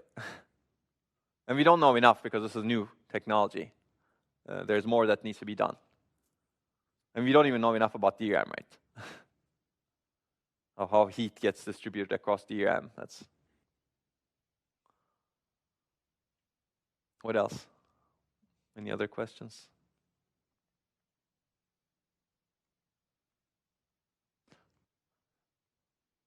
So the paper has some more discussion, so if you're interested, take a look at it. Let me go and skip these very quickly because this is going to be too fast, too slow with animation.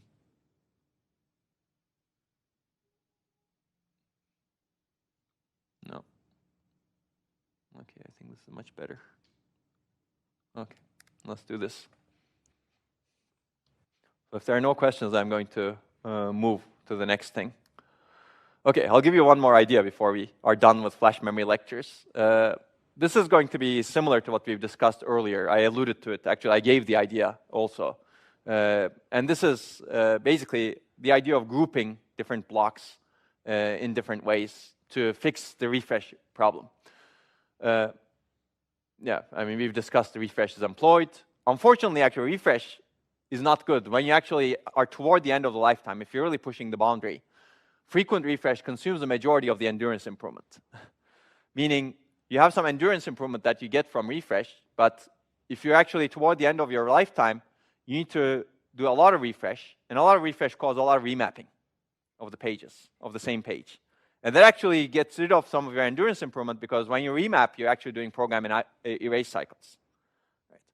So you actually put in refresh to improve your program erase cycles, but you're taking away from some of your program erase cycles because of refresh. So these work against each other. Well, refresh enables some program erase cycles, but it also takes away. So how do we actually reduce the refresh overhead? Reducing the refresh overhead becomes important here also, especially if you are toward the end of your lifetime in flash memory. And lifetime is going to be even more important going into the future, especially as we improve the capacities. So basically, there are a bunch of observations that you can make. You can apply techniques like RAIDER, like we discussed, retention aware intelligent DRAM refresh, in Flash also. But one of the examples is to take advantage of the access pattern. It turns out refresh is unnecessary for write-hot data. The basic idea over here in this work is to physically partition write-hot pages and write-cold pages within the flash drive to different blocks, and then apply different policies to the block. So if a block is write-hot, you basically don't refresh that block as often. Maybe you don't refresh it at all, right? I don't know. And you could actually apply different policies. As we discussed again in the earlier Flash lecture, I remember I drew this picture on the board where you partition your drive into different types of blocks, and you can apply now different policies. You can apply different wear leveling policy, different garbage collection policy, because you have different write behavior. If some pages are not being written a lot, then you don't need to collect that garbage as much, right? Okay, so it turns out if you do something like this, you improve lifetime significantly, and even if you do adaptive refresh on top of that. You basically get significant lifetime improvements if you take a system that is already doing refresh and put this on top of that. Okay, basically the key idea is, okay, I'm going to skip this. This basically shows that you can read, write on a page granularity, but you erase on a block granularity. In existing systems, you can do refresh on a block or page granularity, but this paper makes a case for doing this on a block granularity. Today, what you do is you basically allocate pages this way. You may have hot pages, cold pages that are mixed together. And as a result, if you want to refresh at a block granularity, you have to refresh everything, right? But if you actually do this, separate hot and cold pages with some prediction mechanism, then the key question is how do you predict what's hot and what's cold? Then read the paper. Now you can actually do different things. Basically, you have these write-hot blocks and other write-hot blocks and write-cold blocks. And you can relax the retention time for the write-hot blocks. Again, this is a general concept. The idea is basically to separate blocks or pages with different separate pages with different access patterns to separate parts of the drive. Access pattern may be based on write hotness. How often do you write to this block? It could be based on read hotness also, right? How often do you read this block, right? If maybe you want to put the blocks that you read a lot together, read hot versus read cold, right? If you do it together, then that leads to some potential benefits, but also that could lead to downsides. Right now, you do a lot of read disturb on those blocks, right? So the key question is how do you balance these things? I'm not going to go into the detail, but there's a lot that goes on in a flash drive that looks like this today. And if you want to get a glimpse of it, this is the work that introduced the idea of write hot, write cold partitioning and saving the refresh based on that. So now we're almost at the end of flash memory. Okay, I'm not going to cover some of these works, as I said. You can read the vulnerabilities work over here. And if you really want to get the entire summary, this is the paper to read. And actually, maybe I will assign this. It's a bit longer than the paper that you read, but this is work that we've actually written this paper for a year, more than a year or so. I was actually writing this last, wait a second, when was this published? 2017, now I remember. So we're in 2018 this year, right? Good. During the Christmas and New Year's, we actually did a lot of progress in writing of this paper last year. Wait a second, that doesn't make sense. That must have been the previous year. Okay. It's amazing how years pass by. Okay, so yeah, this was fun. Okay, and that's the end of the lecture for flash memory. And I think I'd like to take questions right now, because I'm not sure if I want to start the next topic today. Any questions? We've covered a lot so far. You can ask questions about anything that we've covered. Flash memory is certainly fascinating.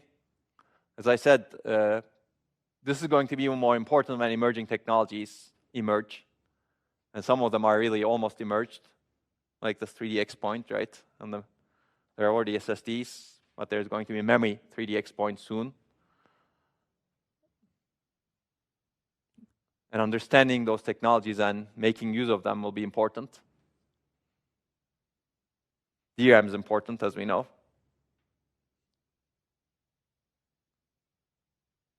Yes, one question.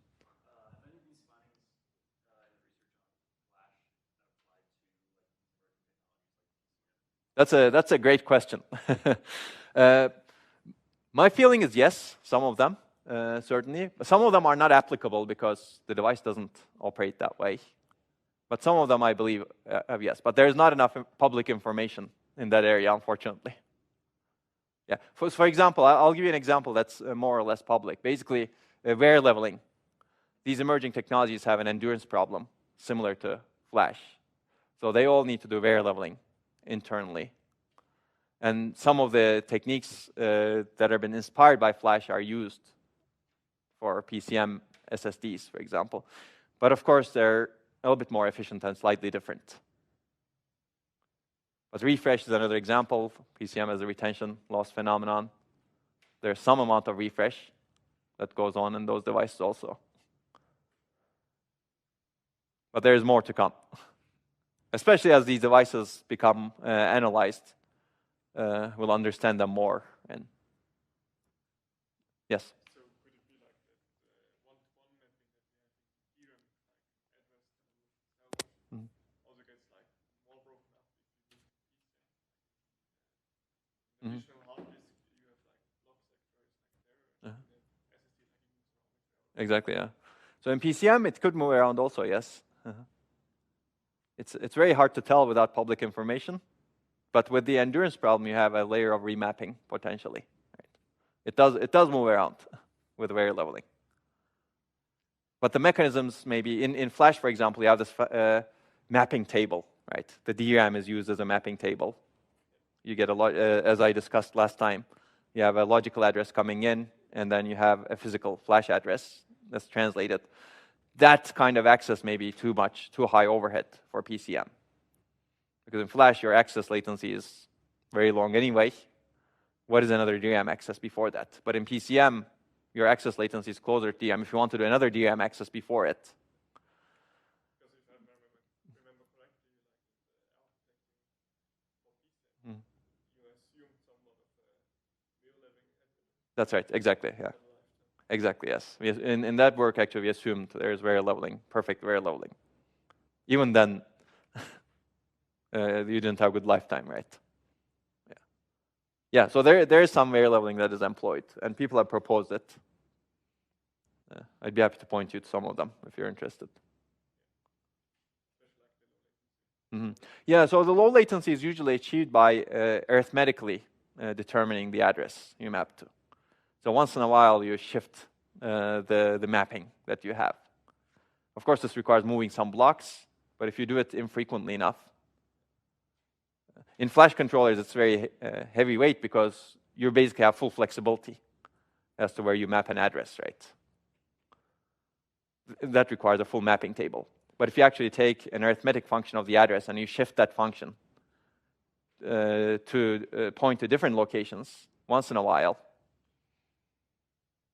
then you actually do the wear leveling more efficiently. It's called start gap wear leveling. It was published in Micro in 2009. That's one example of a more efficient wear leveling technique. Yeah.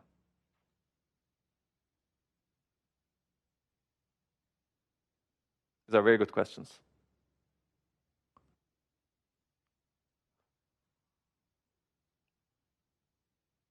What else? More questions? Comments? Ideas? Oh, art disk lecture. You would like that? Or that's the natural progression, you think? No, I don't think that's going to happen anytime soon. I mean, those things are also fascinating, but it's good to know how things operate, for sure.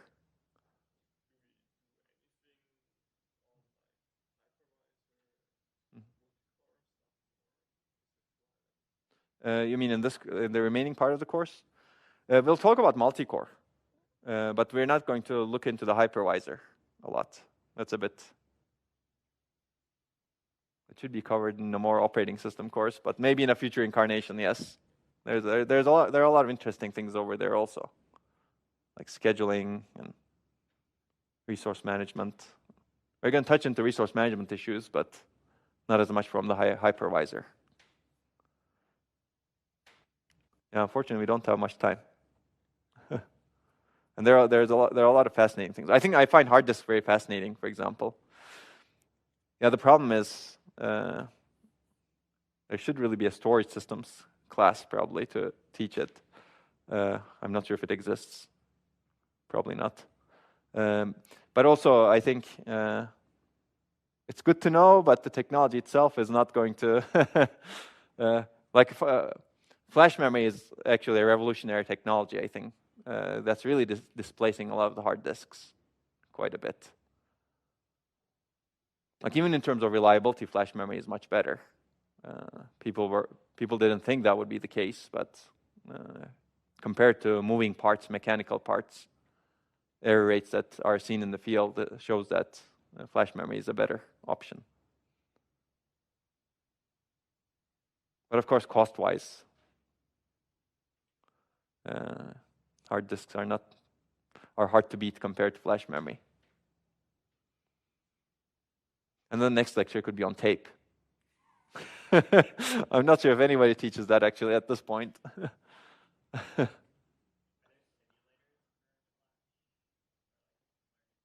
Yeah, definitely. There are multiple. We've developed one which was published in FAST last year. But there's more to do, I think, especially integrating that simulator with DRAM simulation is going to be very important, I think. And you could adapt that simulator to simulate emerging technologies also, like phase change memory. I think that's a very good direction to study these effects.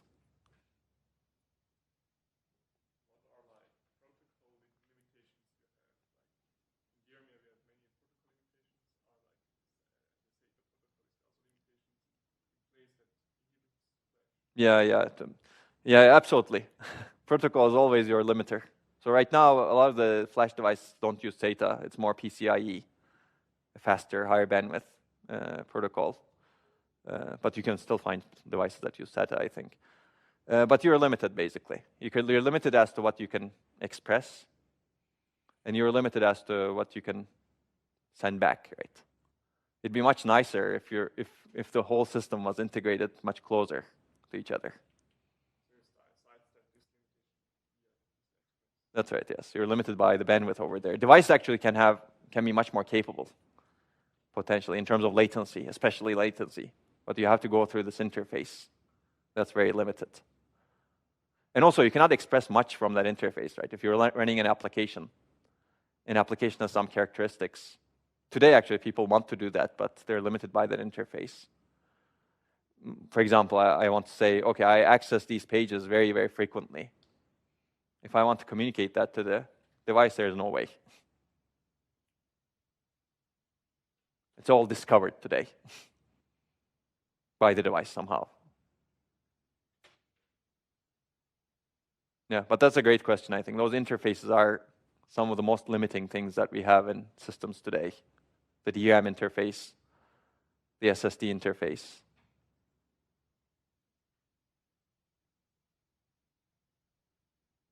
Yeah, you might want to try attaching a flash chip directly to your processor without the interface. But you need some sort of interface, of course. But if you do that, then you get rid of a lot of that overhead that you have in the protocol.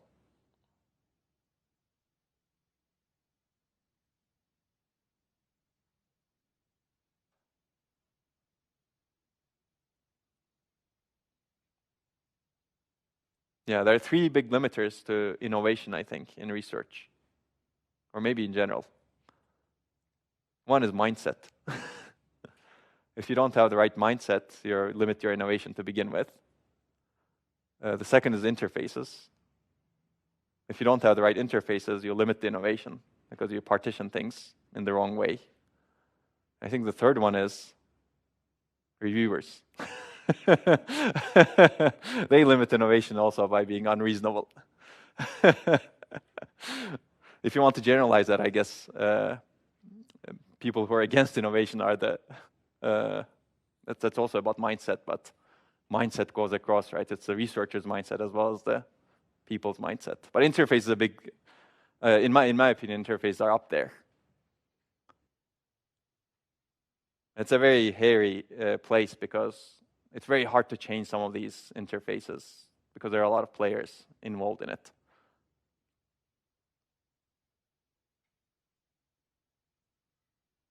Yeah, if you have an evolving interface that's much more open, that could be a good way.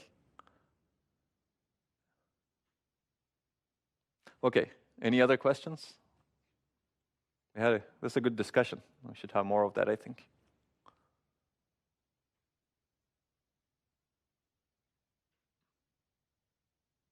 Anybody? Going once? Twice?